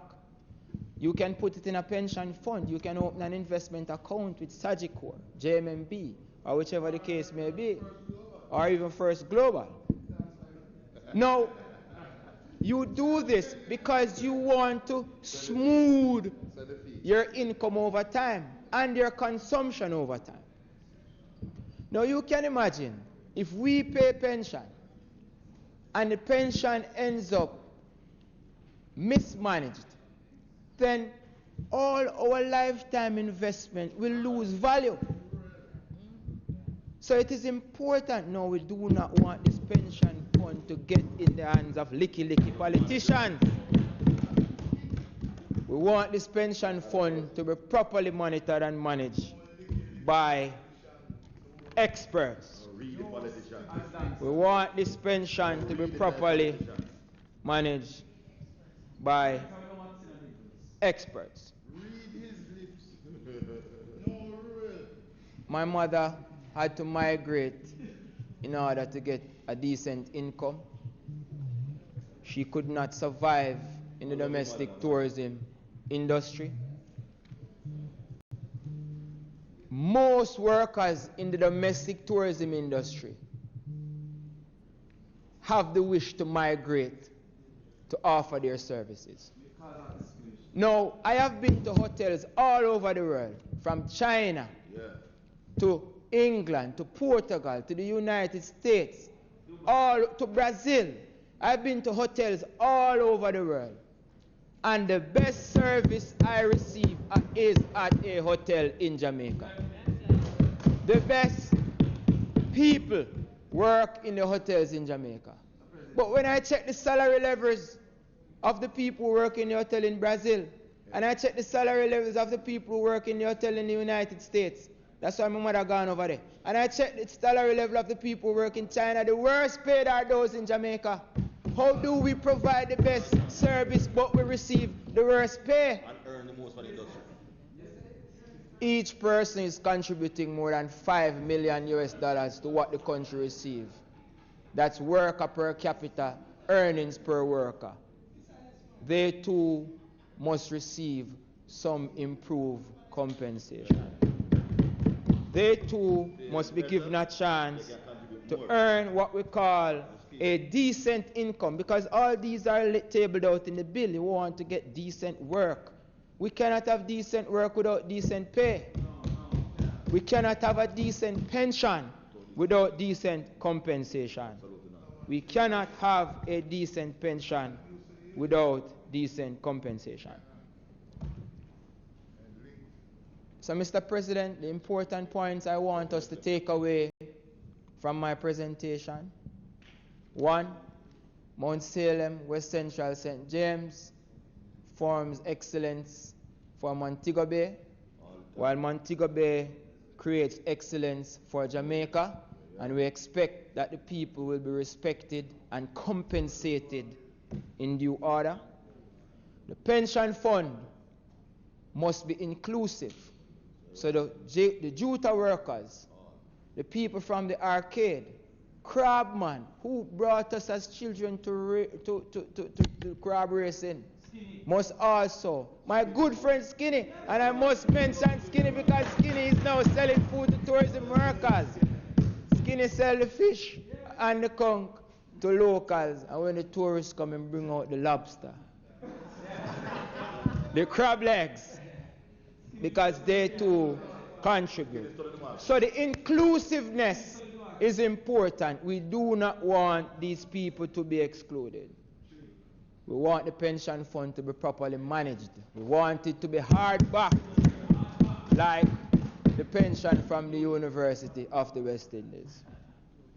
And 4, we want us to think about how we deal with these people in terms of the income they receive, removing tax from the gratuity, and making sure that because we benefit from them so much, because the government gets so much props from the work they do, they must be compensated accordingly. Not only in the short run, but in the long run. And that is why we are here.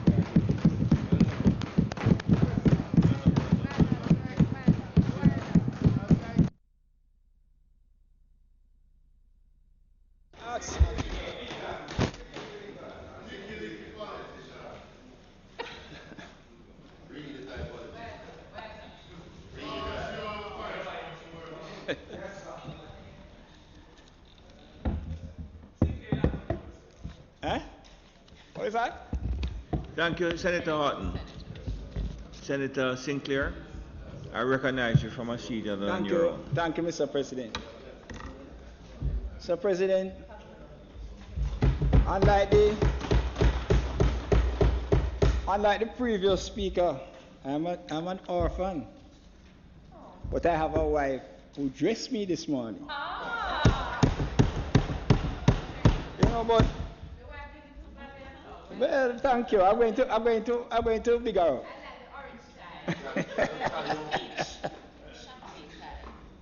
You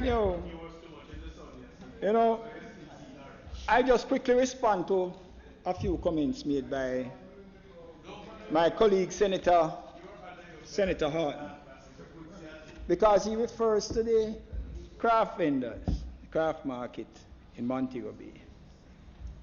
And it's a market that is operated by the St. James Municipal Corporation. And I don't believe that you will find anywhere in Jamaica where the rental charges are as low as in that market. It doesn't.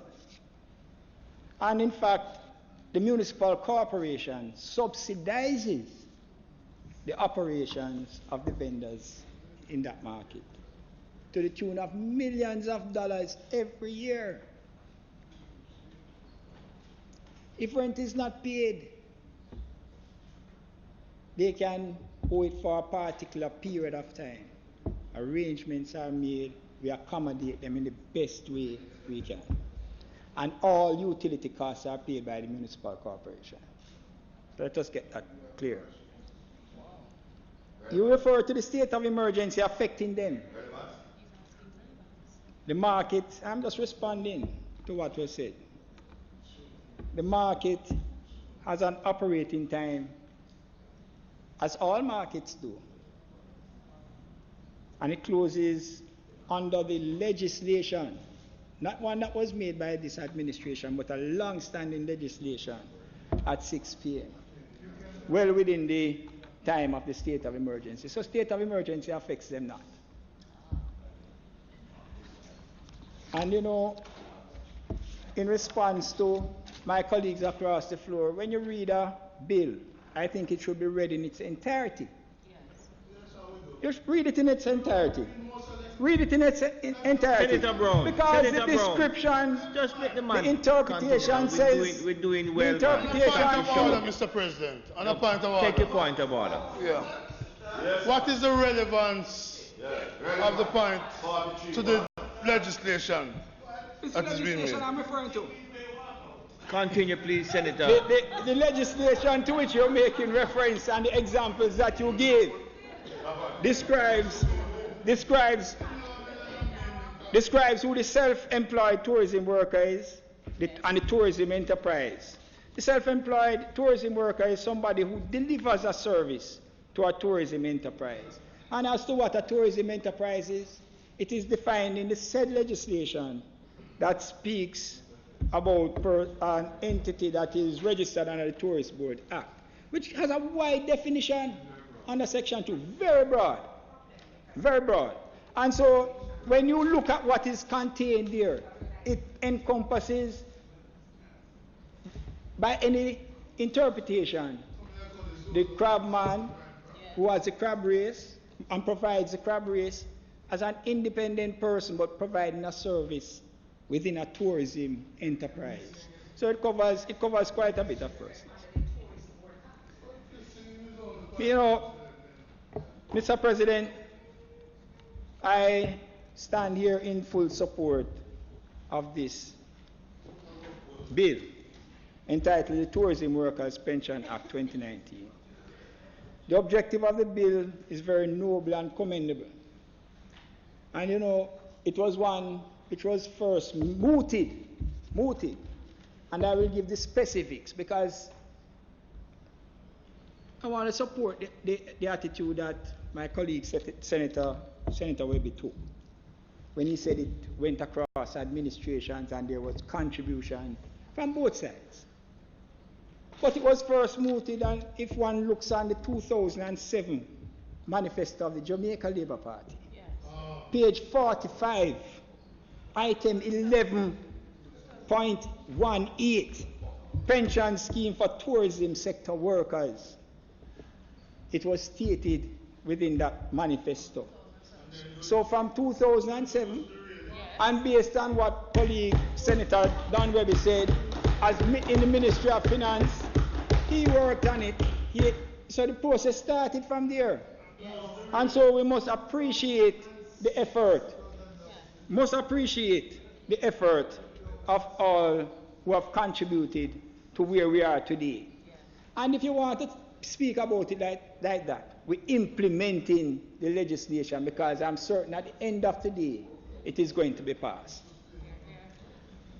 Mr. President, I am here from the West as my colleague, and I consider the West not only West Central St. James or necessarily St. James, but the region from the west, starting from Hanover, Negril, St. James, Trelawney, is a primary tourist destination in Jamaica. And so it would have been remiss of me not to stand to make comments on this particular bill. Mr. President, the beneficiaries of this bill include a wide cross-section of persons, from the waiter in the hotel, the housekeeper, the bartender, spa operator, bus driver, groundsman, the rafters, the craft traders, and any person who ventures into owning a hotel, regardless of its size. They are able to participate in this scheme. So, Mr. President, when we listen to the comments, and everybody seems to be at one to say that this is a good bill, the concept is good, and we have to ensure that it works. What we are doing today, through this administration, bringing this bill to where it is how you find an administration which holds the citizenry and workers of this country in high esteem and implement policies that move the people from poverty to prosperity. Mr. President, this bill has been described as the biggest human capital development related game changer in the tourism sector. In looking at enormous benefits of this bill, which impacts the worker positively when they need it most, which is at the time of retirement, I'm reminded of a quote from Sir Richard Branson when he said, "Take care of your employees and they will take care of your business." It is as simple as that. Mr. President, when we look at the history of tourism in Jamaica, starting from the 19th century, we started off as a place where persons who had challenges and could not stand the cold up north would come to Jamaica. So we were looking at a particular category of tourists to Jamaica. We have moved beyond that, and we have seen where back in the days you would have Holiday Inn in Montego Bay with just 500 rooms, being regarded as the largest hotel in Jamaica. And I felt good as a Montegonian to say that we had the largest hotel there. But today, we are hearing of hotels that are going to be, that have been built and will be built, that will be 2,000 and more rooms as we progress. And my friend, colleague, Webb referred to some of those. In Green Island, 186 acres acquired for the construction of over 2,000 rooms. Jamaica is presently welcoming over 4.3 million tourists, and it is spoken about that we earn in excess of $4 billion United States dollars. And Mr. President, I was just looking at the economic and social survey that was recently tabled in this House. And it reflects that in 2019 and going forward, the outlook is positive, and it is expected that there will be real value added both in the investment and employment area. Mr. President, I say that to say this, that when I looked on a particular flyer yesterday, I saw a reference to something that is referred to under a heading of corruption and scandal, to speak about the travel costs of a particular individual who is engaged in the industry, in the ministry, and who is doing tremendous work to ensure that the improvements in this sector, to ensure that we don't lose out in the market, because it's a challenging market out there. All the islands in the Caribbean in this particular region, we're fighting for the tourist dollar. And so we have to have persons who are out there on the ground, moving around internationally to ensure that we continue to dominate in this particular region. So they have a saying, I'm sorry that Senator from East Portland is not here, Mr. Crawford. We call it action do that, Mr. President. You can't sit down and expect to have these achievements. It is action that does that. Mr. President, yes, he's just a senator from East Portland and nothing more. Well, let us see what happens now. And you are the senator from the, well, is it NWU, UAWU? Well, there you go. Mr. President, strides have been made in this sector across administrations, and it has been spoken about, and nobody can downplay the contributions that have been made. But this particular scheme and where we are now, that impacts over 100,000 persons directly within the sector and others who are indirectly attached to the sector, is critical when one considers that in 2015, Mr. President, only 9 registered pension schemes covering only 5,000 odd workers existed. In excess of 85% of the people in the growing sector were left on their own devices once they retired. So when we consider, as I said, the concept, what is expected from this particular bill, I am certain that it is one that is going to be supported right across. It is just as to how you're going to manage the scheme, as the comments have been made, very important. Very important. So, how do we get it out there to these persons? Because, as Senator Horton said in his presentation, he asked a question in a particular environment when he met with the persons who do transportation. How many of you are involved in pension schemes? Only 4 persons, he said, raise their hands out of 45. And what we're talking about is in excess of 500,000 people who potentially can participate in this scheme. And so it is a duty that we have. It's a duty that we are going to have to ensure that persons are made aware of the existence of the pension scheme and that they must participate within it. And so education and importance of being a member of the scheme for those who are in the area of just the crab racing man, it's critical that we make it known to them. Mr. President, we should look on ensuring that there is no red tape in becoming a member of the pension scheme.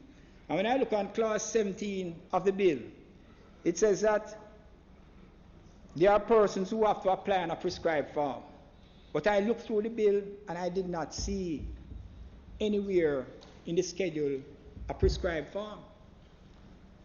And what I have found in this, since I've been here in the Senate, is that they come in regulations, but the regulations take so long to follow up on the bill when the bill is passed. And so that in itself, Senator Knight, come on, Poker Act was passed and poker regulations don't come on now. So don't come with that. Don't come with that, Senator Knight. So let us ensure that the regulations that will speak to these prescribed forms, that they are put in place at the earliest possible time. Mr. President, proper scrutiny must be maintained to ensure that the deductions made from the salaries of employees are paid over on a timely basis. And why I say that is because when I look on clause 16 of the bill, it says that the tourism worker shall become a member of the scheme upon the first deduction of a contribution from the earnings of the tourism worker. So once there is the deduction, he becomes a member of the scheme. So we must ensure that that deduction reaches to where it must reach. Because we have seen it right across in different sectors where employees' deductions are made and they are never turned over to the relevant agency, whether it's NIS, whether it is NHT, whether it is PAYE. And so we must ensure that scrutiny is applied to this particular bill in its workings. And I am happy to see, Mr. President, I am happy to see that clause 21 places a significant penalty when there is a failure to pay over the deductions that have been made. But laws without the scrutiny and the enforcement amounts to naught. So it has to be carefully watched. I'm happy with clause 63, which makes the payments a deductible expense in computing the profits and gains for the purpose of assessment of income tax. And that will go a far way in encouraging the employers to participate in this scheme.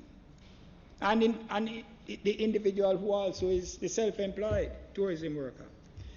But when we speak about affordability, and the issue was raised, I won't go too much into that, but I do accept many of the comments that you made in respect to earnings of persons who work within the sector.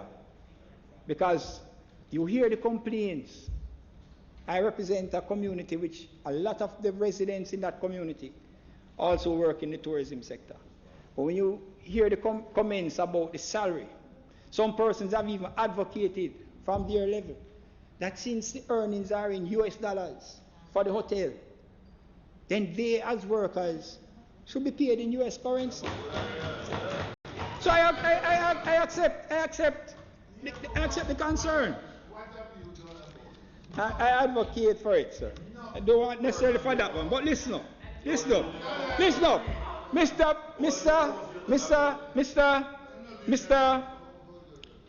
President, the 1.5 million tax break, I am certain, will also assist persons who work within that sector to make their contributions. And so when we look at it, Mr. President, when we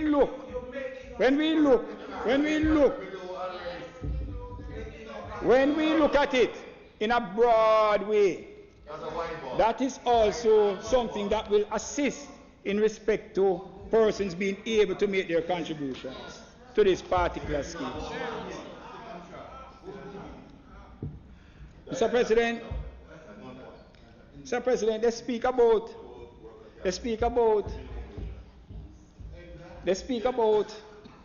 inclusivity.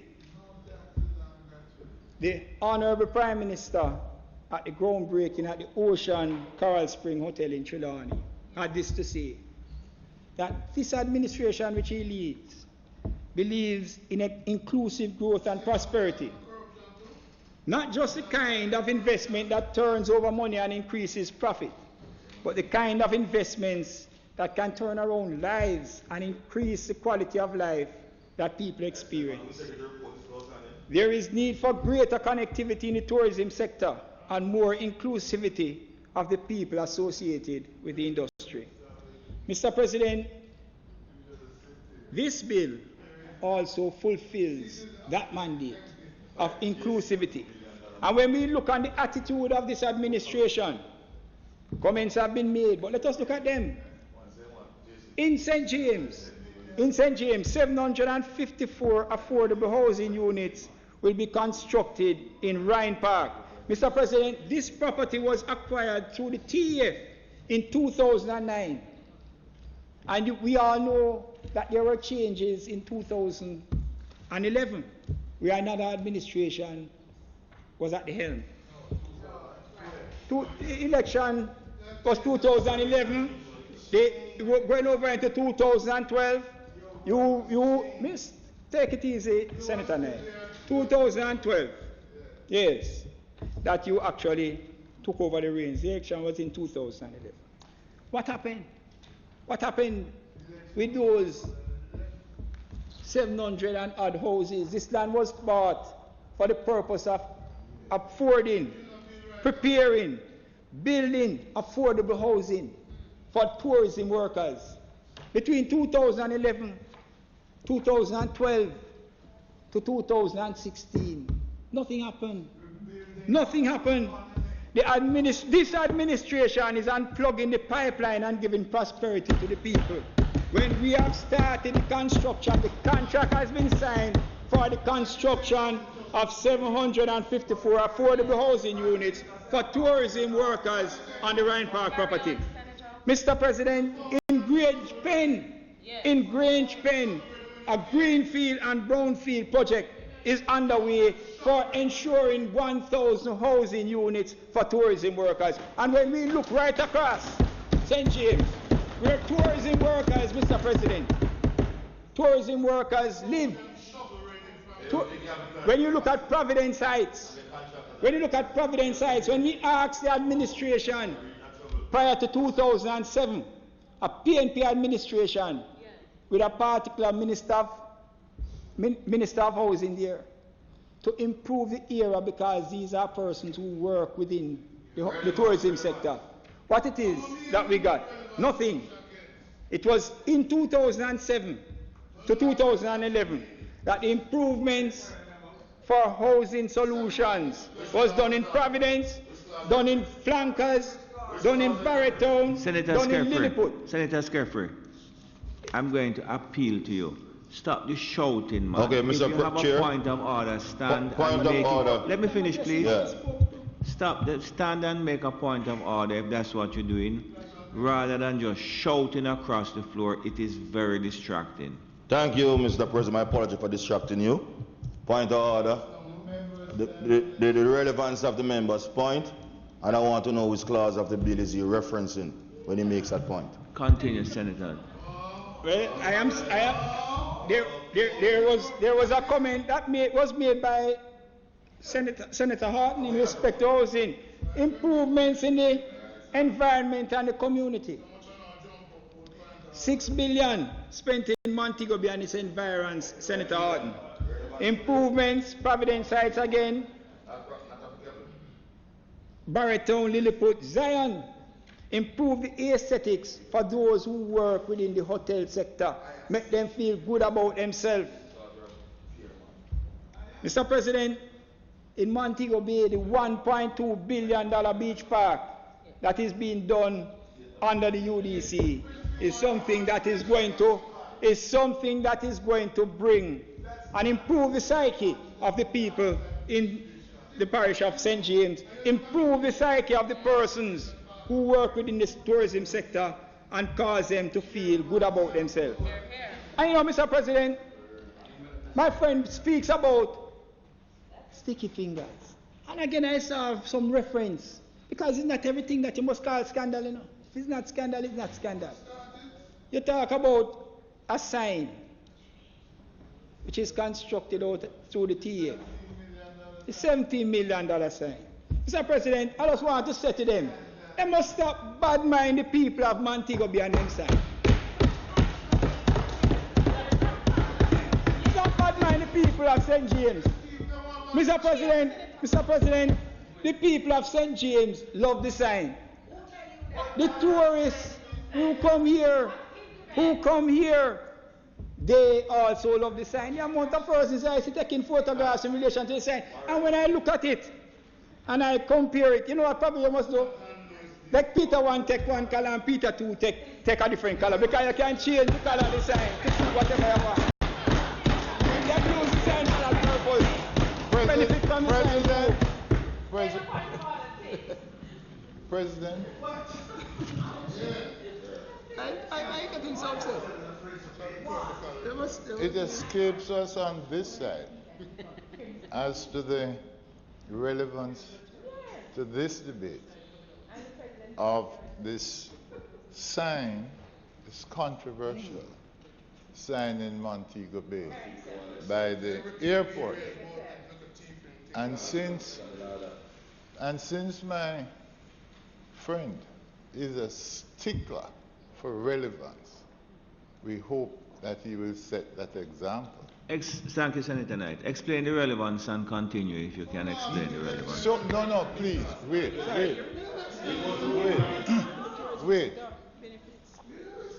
I didn't ask him for an explanation. As the person presiding over this, then you as the president ought to determine whether it is relevant or not. I have already determined that it is relevant. I want to explain him to explain to you why it is relevant. No, if it is relevant in your view, then I don't need an explanation, because you have said it's relevant.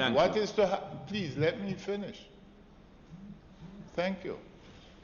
what I expect is for you to tell him to continue. We are guided by standing orders here, you know. And we should adhere to them. So since the President has abdicated that responsibility to tell you to continue, I now tell you, continue. Thank you, Senator Knight. But we are looking at it in the context of how the... Yes, the context. Mr. President, you know, I compare that situation to another situation of a commemorative ball at $9 million, which the only persons, if the ball did in fact exist and would have seen it, would have been the persons who were in France. But the sign is here for all to see and for all to enjoy. And so this growing tourism industry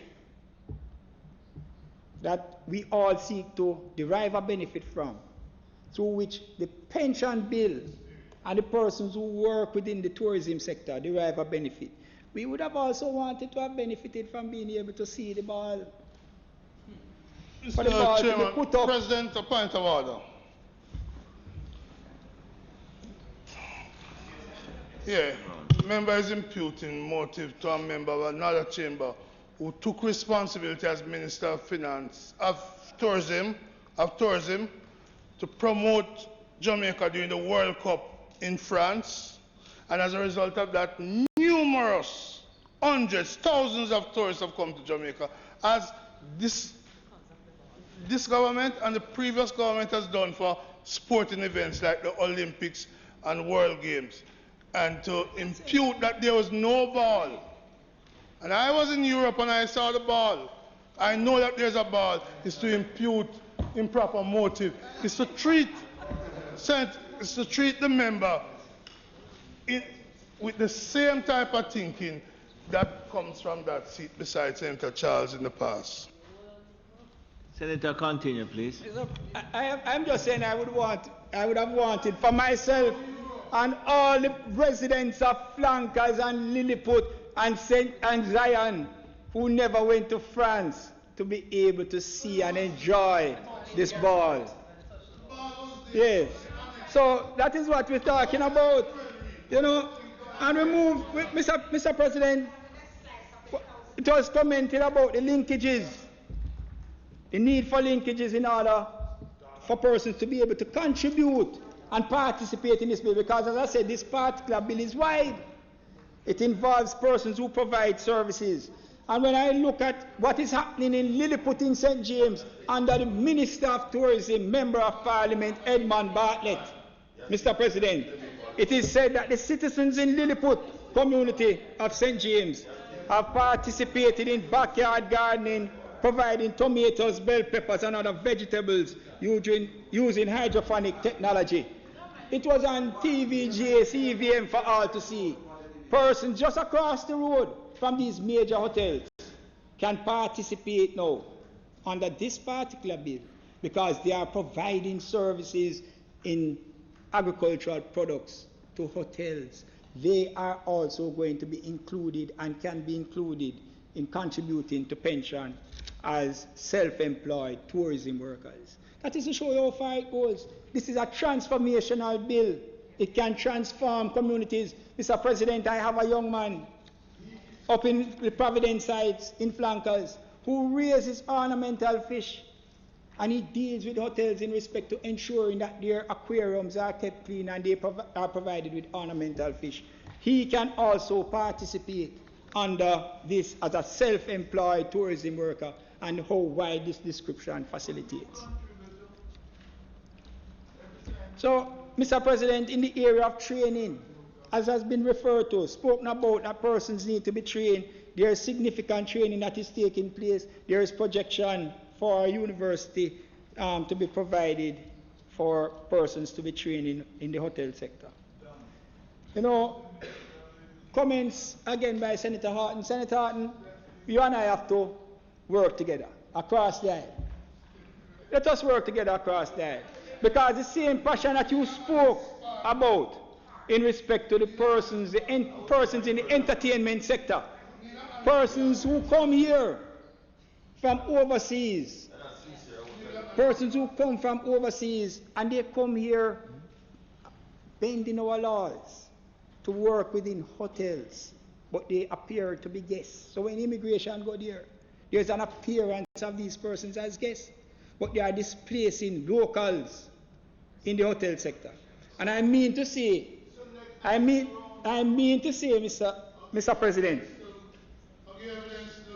yes, I say that when I even looked in the Gleaner report of October 7th, 2018, I was amazed to see a report coming out of the IDT, and I wondered whether you may have known about this, Senator Brown, Senator Gale. I don't know who represented the individual, but it was a report that came out of the IDT where a national of the Dominican Republic received an award for unfair dismissal after working as an assistant manager in housekeeping for 16 years. Now I ask myself, don't we train persons who can manage these jobs? Good question. Time having expired, Mr. President, may I ask that it be extended to allow him to conclude his presentation. Thank you. You have heard the motion. Those in favor? The question. Thank you. Against? Thank you, Senator Brown. Thank you. Mr. President, similarly in the construction industry, where persons do construction in relation to hotels, where we have seen overseas contractors replacing Jamaicans and putting Jamaicans at risk, including persons who provide supplies. So the unethical practices that we have seen is something that we need to cauterize to ensure that it is Jamaicans who are benefiting from this particular industry. So, Mr. President, in concluding, the workers have done their task, and they are a critical component in the industry. And we as legislators, and as we have been described in other ways as politicians, we must ensure that the potential benefit as is being derived through this bill will be derived to our citizens, the citizens of Jamaica, in a significant way.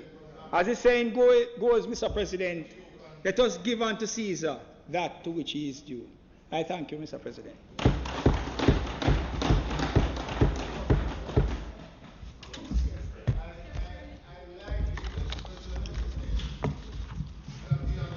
Senator Skeffrey. Mr. President. Thank you, Senator Sinclair. No. Senator Skeffrey, I'm going to have to interrupt you. Senator, I'm going to have to interrupt you very shortly here. No problem. Mr. President, thank you for acknowledging me. I want to make an intervention in this debate. Senator, I'm going to take it now. It's just about 1:20. Minister?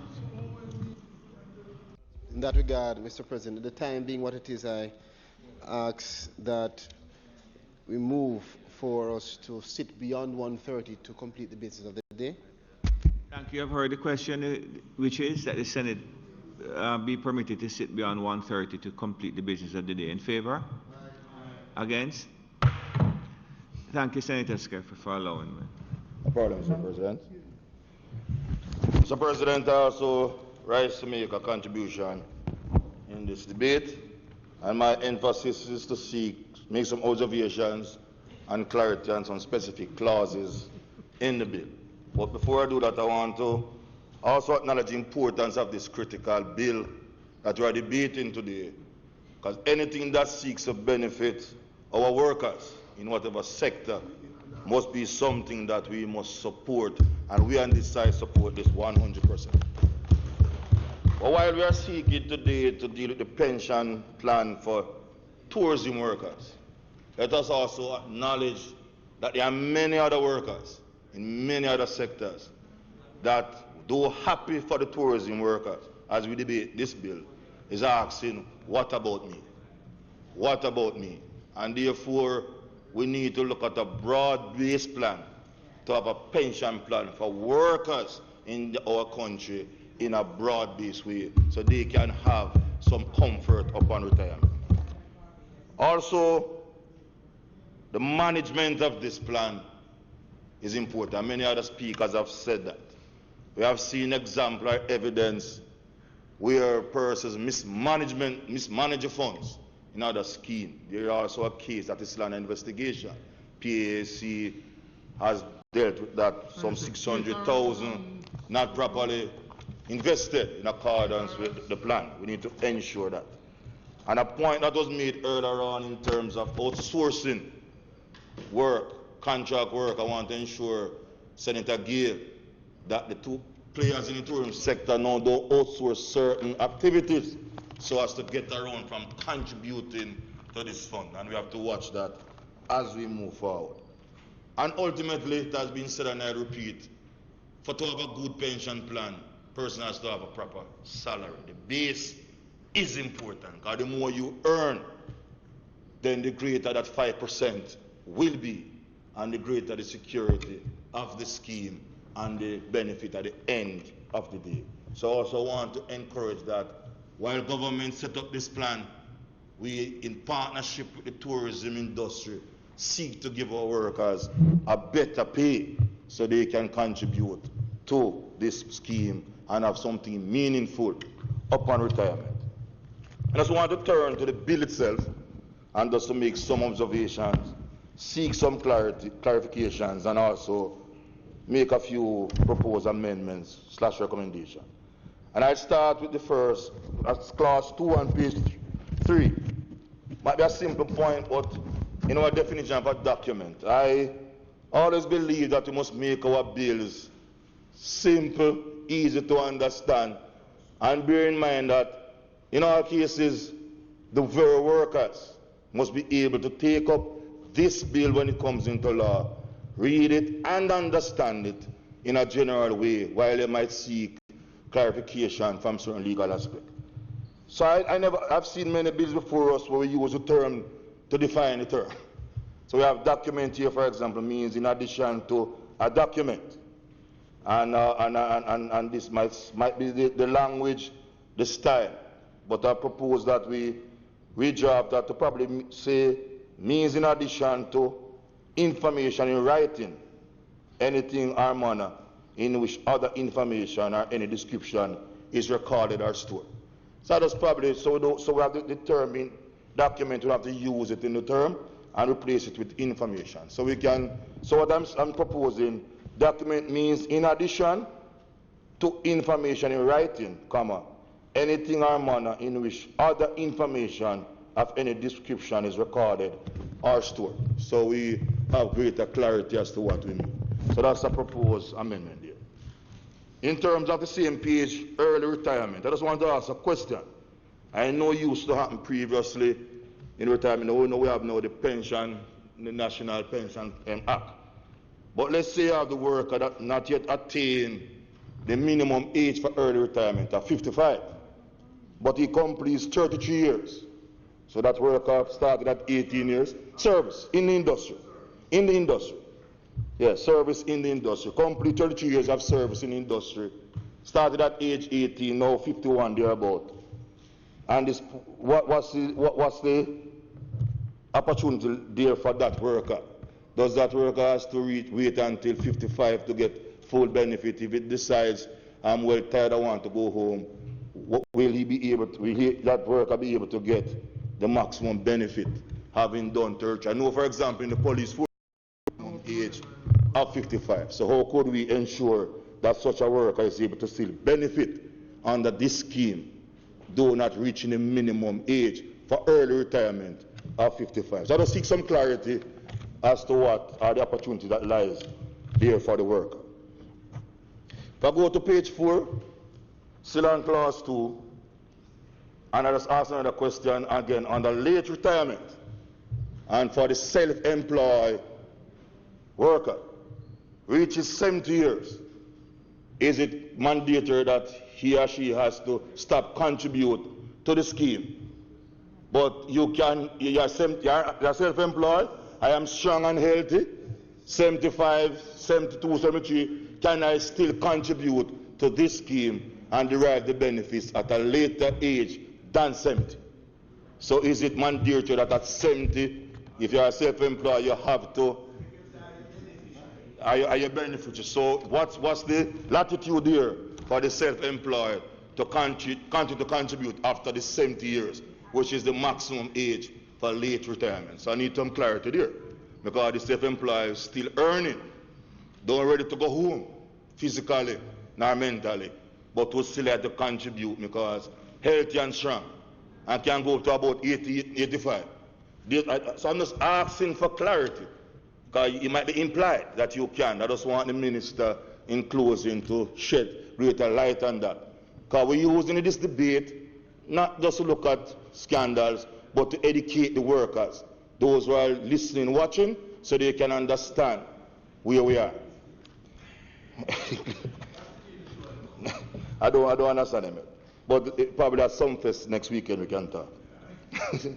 If I turn to page 5, still on clause 2, the issue here about self-employed tourism worker. This is a broad group. So is it that we'll set up some form of registration system?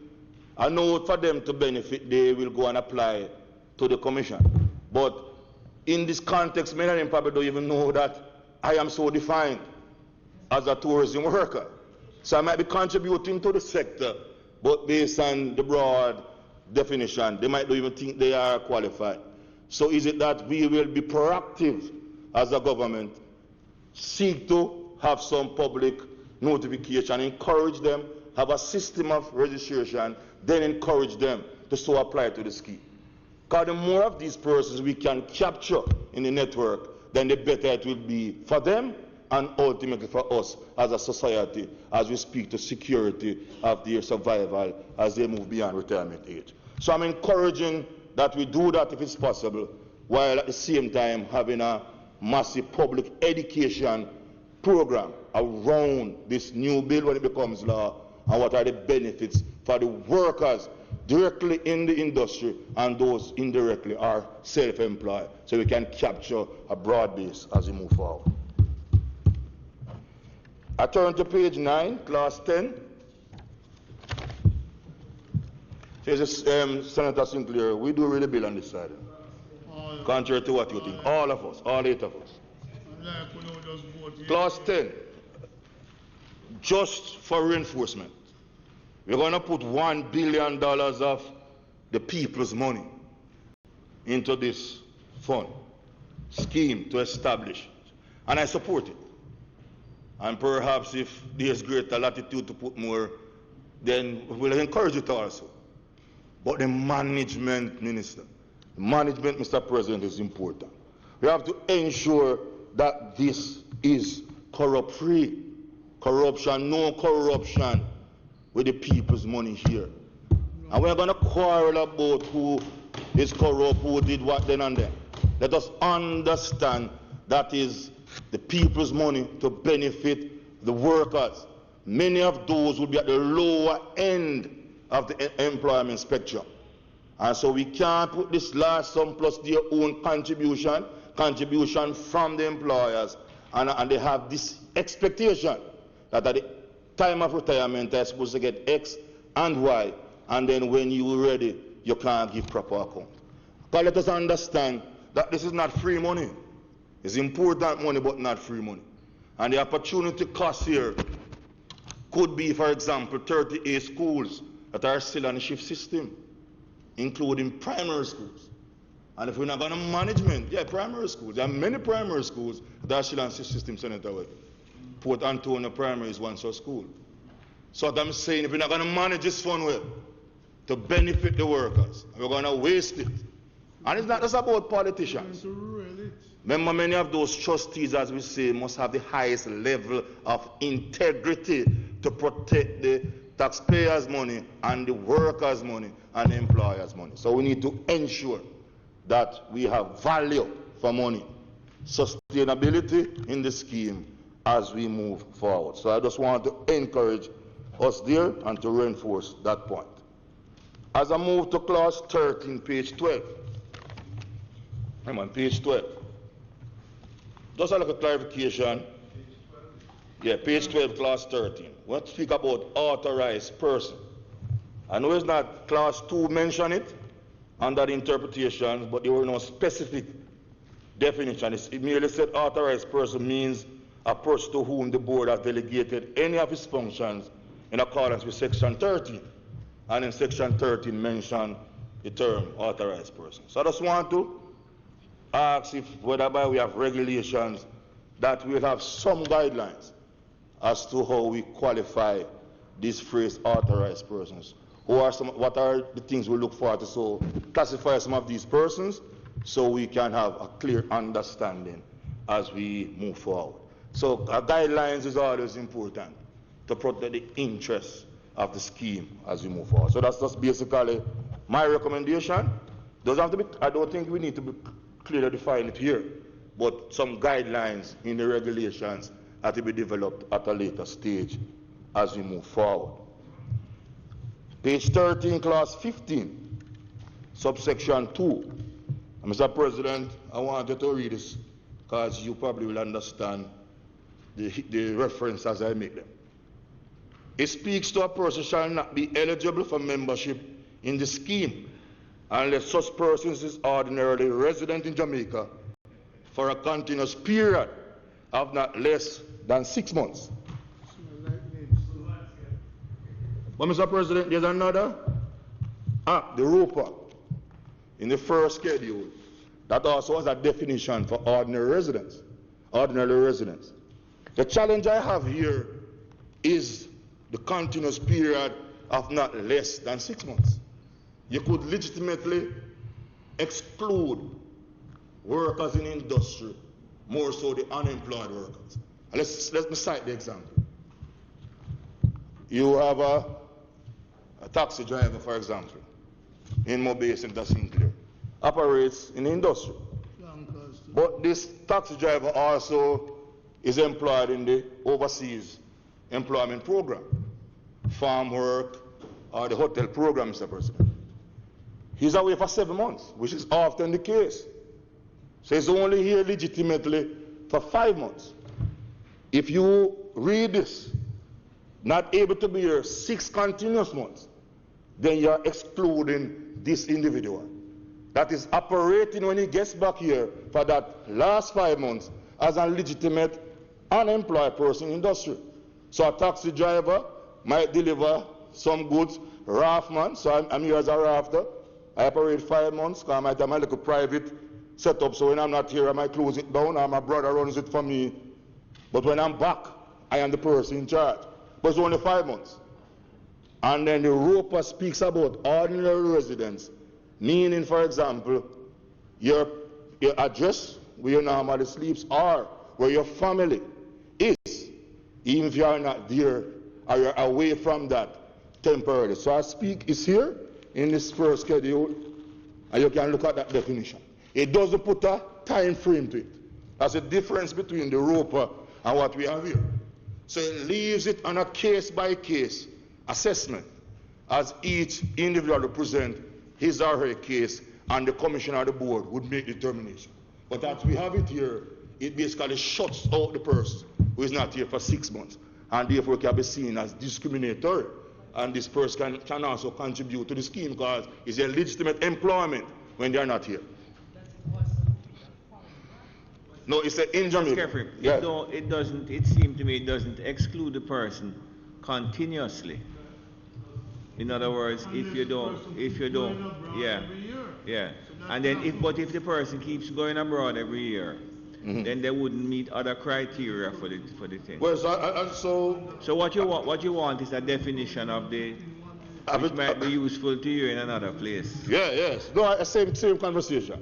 Because so we don't need to look at this, so we don't unintentionally shut out some of our workers that we want to capture based on this definition.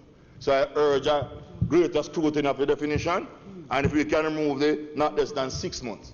If it doesn't do any harm to the definition, then it's best to play it safe and remove it and keep it in a more general frame. And we can make reference to the ROPA, as I said before. So that's one observation there and a recommendation. If I move on to page 14, clause 17. Clause 17, subsection 3, at the top there, where it speaks about the application by the member, self-employed persons, and the board should notify the self-employed person. But it doesn't put a time frame. Yeah, page 14, subsection 3. It doesn't put a time frame there as to when the board should reasonably reply to the self-employed person. So I apply to be a member, you're going to do all the due diligence, but they simply say, and notify the self-employed tourism worker of his decision. But I think there are many other clauses there that is time bound. It speaks about 1 month, 2 months, and so on, where the worker has to comply, but here it doesn't put the authority to notify the worker. So I think if we could say within reasonable time, another place. So yes, so reasonable time or specify a particular time. So I also recommend that, Mr. President. As I move to page 19, clause 30, and I speak specifically to subsection 2 again. This is where the person, due to medical reasons, not able to carry out his or her function. But I can ask a question similar to the one I asked earlier.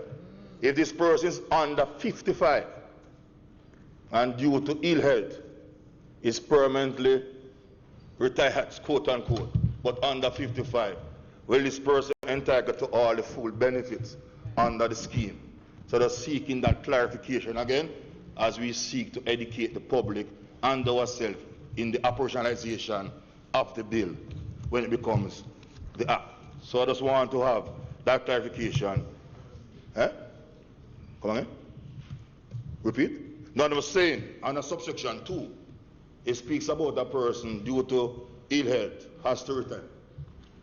Right? But I'm saying if the person is under the age 55, which is the minimum age for early retirement, will that person be entitled to the total, his or her total benefit under the scheme, despite not yet reaching the minimum age for early retirement?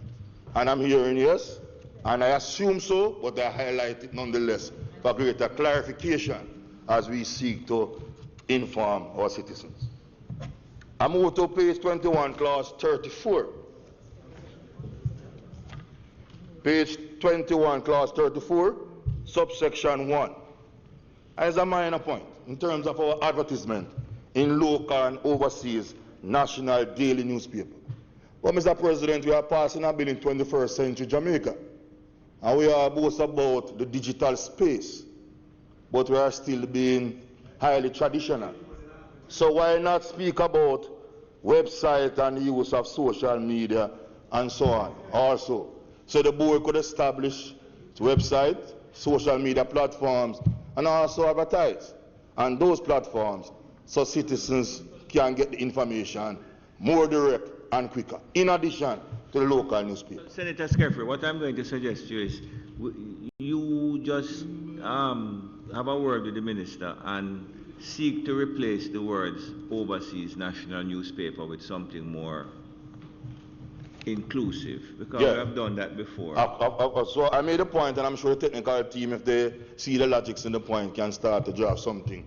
And if the minister so reinforce that, then he will accept. But being the listening minister that he is, I know if it makes sense in his view, he will accept it. And I don't think he will believe that I'm saying something that doesn't make sense. We move on to clause 35, and that's on page 22. And it's where we speak about no legal representative, and then we talk about when a minor is entitled to benefits under the scheme, and no legal representative has been appointed to act on behalf of the minor, or the person who has been appointed is, in the opinion of the board, unfit, unwilling, or unable to act. I understand unwilling. If I'm unwilling to act, then you can't force me. But then the board says I am unfit. What are the criteria / guidelines that they use to determine that I am unfit to be a legal representative? I might sit at the street side every day, but you might think I am of unsound mind, but I might be as sensible as you think. So how will you determine that the person is unfit or the person is unable to act? And if I smoke a little thing, doesn't mean that I am unfit. Right? I might have less than my 2 ounces, so I am very, very fit and ready. Legally so. At a time, to be in the legal side, on the legal side. So I think this is a bit too broad, highly subjective or discriminatory in nature, and we need to ensure that we determine what we mean by fit and proper. And then if the person is not accepted, is there a system of appeal? So I was appointed for the minor. The board say I'm not fit, I am not able. What recourse do I have? Because I was so appointed to act on behalf of the minor by the beneficiary of the scheme. So if you disqualify me on your own grounds, I must have some system of appeal. That's due justice. I don't say anything there, and I stand corrected or guided. But I think we need to look into that as we move forward. And also a minor point on 2. You know, after all the legal case and so, we'll be paid out of the money. Let's hope at the end of the day, there's something there to give a little minor. Can even send him to school for even 2 months, or buy some books at the end of the day. So all the cost is not caught up in legal fees. So there's no need to move quickly to that. That should be last resort, in my view, as we move forward. Eh? Clause 39, no, you, but as the one who will pay, I have a problem. Clause 39, page 24. And subsection 2 there. And this is a point, subsection 2 and page 24 at the top there. The bill allows the board to employ an administrator and sets those clearly terms are the function of the administrator in clause 37. It also allows the board to employ an investment manager and clearly sets out the functions in clause 39. What I don't like is that clause subsection 2 says the same person will be appointed as the administrator and investment. Yeah, me, that's why I said me. No, I would rather, this is a new bill as we move forward. We have not just tested it. There should be some provision for review. I hope. I would love that we separate them and both reports to the board. Each has clear functions, and these are huge functions. These are huge functions. And then the system of appraisal. You will appraise me very good as an administrator, but I will fail on the investment side. What would you do? You would fire a person that does half of the job well, but unfortunately. So I'm just saying, as we put in a new legislation, let us separate it in the initial stage, and as we review and get it right. Because, for example, investment managers set up the strategic investment plan. That in of itself is a huge task, and you're going to bundle in with the administrative aspect. So I'm just recommending no harm can be done. And if you look at clause 41, is that what? Read the bill. If you look at clause 41, for clause 40, sorry, it really, to me, the intent of the bill was really to separate them, because it speaks clearly to the 2 different functions separately. So I'm just humbly suggesting, Minister. Yeah, but I'm suggesting we're not quarreling. It's a humble suggestion. You don't have to take it, but I'm just saying, for transparency, accountability, ensure that we have clear separation of roles and clear reporting mechanisms, the board can assess both persons based on the select task, that we have two different individuals as we establish the scheme from day one as we move forward. No, it may be the same person, but it's my humble view that we separate them. Right? So it's just a recommendation, and it's not something that we will lose any significant sleep over as we move forward. If we move to class 30, class 58, page 35. Page 35? Yeah. And this is under meetings, and I seek some clarification. 58.1 speaks about the board shall convene one annual meeting and other meetings each year. That's clear. And the annual general meeting shall be convened within 6 months at the end of each financial year. And I would just add at such place and time as the board sees fit. But here's my problem with subsection 3. No, special meeting is different. Special meeting is in class 60. So the annual general meeting and other meetings, yeah, for the annual meeting. But it also can have other general meetings during the year. And the special meetings are different. So the board has the power to summon an annual general meeting 6 months after the financial year. It can also summon other general meetings during the financial year. Right. But here's the problem I have in subsection 3, which to me is like a repetition, because it already gives the board the power to have those meetings. But you are now giving the administrator the power upon a written request to tell the board to summon a meeting. So how can you have the administrator directing the board? Because the board already has the power. I don't seek some clarification. There may be some rural type reason. Because, what I'm saying. No, there could be some fraud by the. No, but the special meetings provisions are already been made in class 60 for special meetings, because this subsection 3 speaks about written requests by the administrator or upon request of 50 or more members. But when you go to the special meeting, it's 30% of the membership. So I just need some clarification. What I would suggest that the administrator is not given such power, but you stipulate. No, I have my own understanding, so I give you my recommendation, and then you clarify, so you can now just accept or reject totally. But I would say, if the rationale for that is not something that is clear and accepted, then we simply say, because you already have in subsection 2, that the board can have other meetings. You simply specify a minimum number of other general meetings that the board may have within the year. So you could say 2 other general meetings, 1 in each half of the year, they shall have, in addition to the annual general meeting. So, and if there are issues now that the members have, they revert to go to class 60 for the special meeting, 30%. Because when you say 50 members or more, and then 30%, you are using 2 different criteria to summon meetings by the membership. So I just urge some look into that. And then we go to page 36, class 59.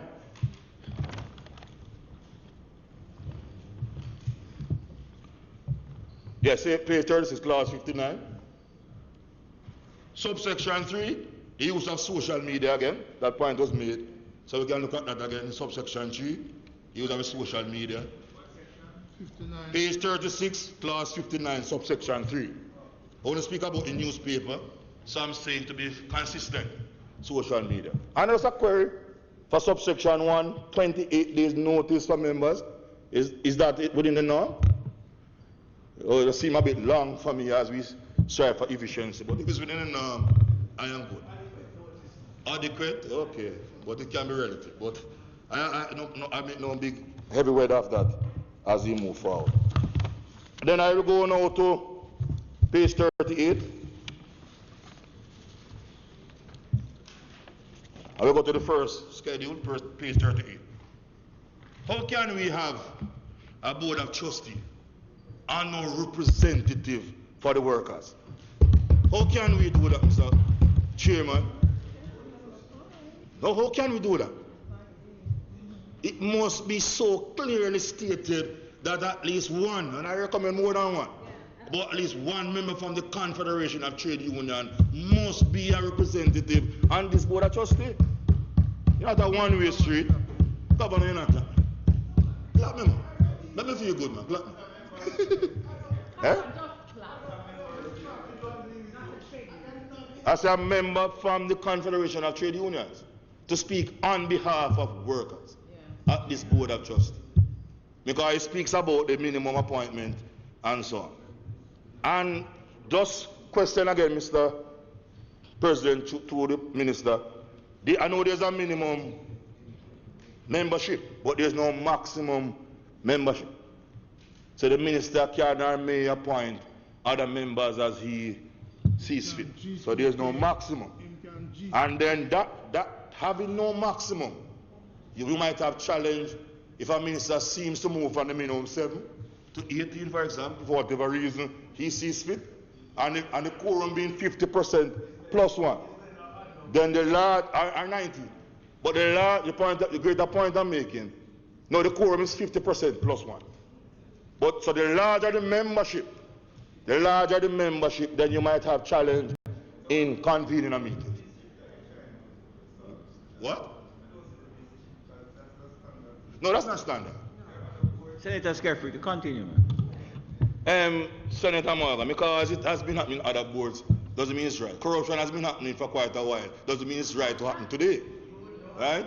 Yeah, you know even better. You know even better. So, for good order. Secondly, in class 2 of the schedule, it speaks about the method of appointment for the chairman. And it didn't specify the period, but I assume it's through the life of the board. It also speaks about the trustee shall elect one of their members to act as secretary for the board. Is this an annual election or once elected during the life of the board? So we need to so specify the period of appointment for the secretary. But the greater point is that it speaks to the absence of the chairman and the deputy chair should convene the meetings or chair the meetings. But it doesn't speak to the method of appointment of a deputy chairman. So is it the responsibility of the minister to appoint the chair and the deputy, or it will be the responsibility of the board when so convened at its first meeting to elect the deputy chair either annually or for the period? The bill doesn't speak to the method of selecting a deputy chairman. Page 38 of the first schedule, section 2. So it speaks about the deputy chair, but not how a deputy chair should be appointed. And finally, on page 40, the regulation speaks about good faith and bad faith. So I don't know if in the bill. So I don't know if in the regulation it will so seek to qualify some of those. Page 40, right? Page 40, number 11, speaks about good faith, and if you go further into subsection 5, bad faith. So good faith, we understand the protection there, but bad faith, quite rightly, you're on your own. But I mean, that's probably to be stated clearly the regulation when it comes. What are some of the things that would so define as bad faith, to make it clear? So we're going to just leave it generally. The board members can't say they don't have an idea. You might not be able to list everything, but some of the main ones as we move forward, Mr. President. So, Mr. President, those are some of my observations, recommendations. So let me hope that they will be taken into consideration as we seek to make this bill even a better one for workers, as both sides accept that this is a critical piece of bill to be passed for the benefit of our workers. Let us continue to support our workers. Anything in the interest of the workers is always important. Let us seek to give them better working conditions, better salaries, and also seek to give them an environment where they'll be able to move around in a peaceful society, and they will have the opportunity to live in a Jamaica that they can be proud of. This is a good moment. It's a good day, Senator Webb.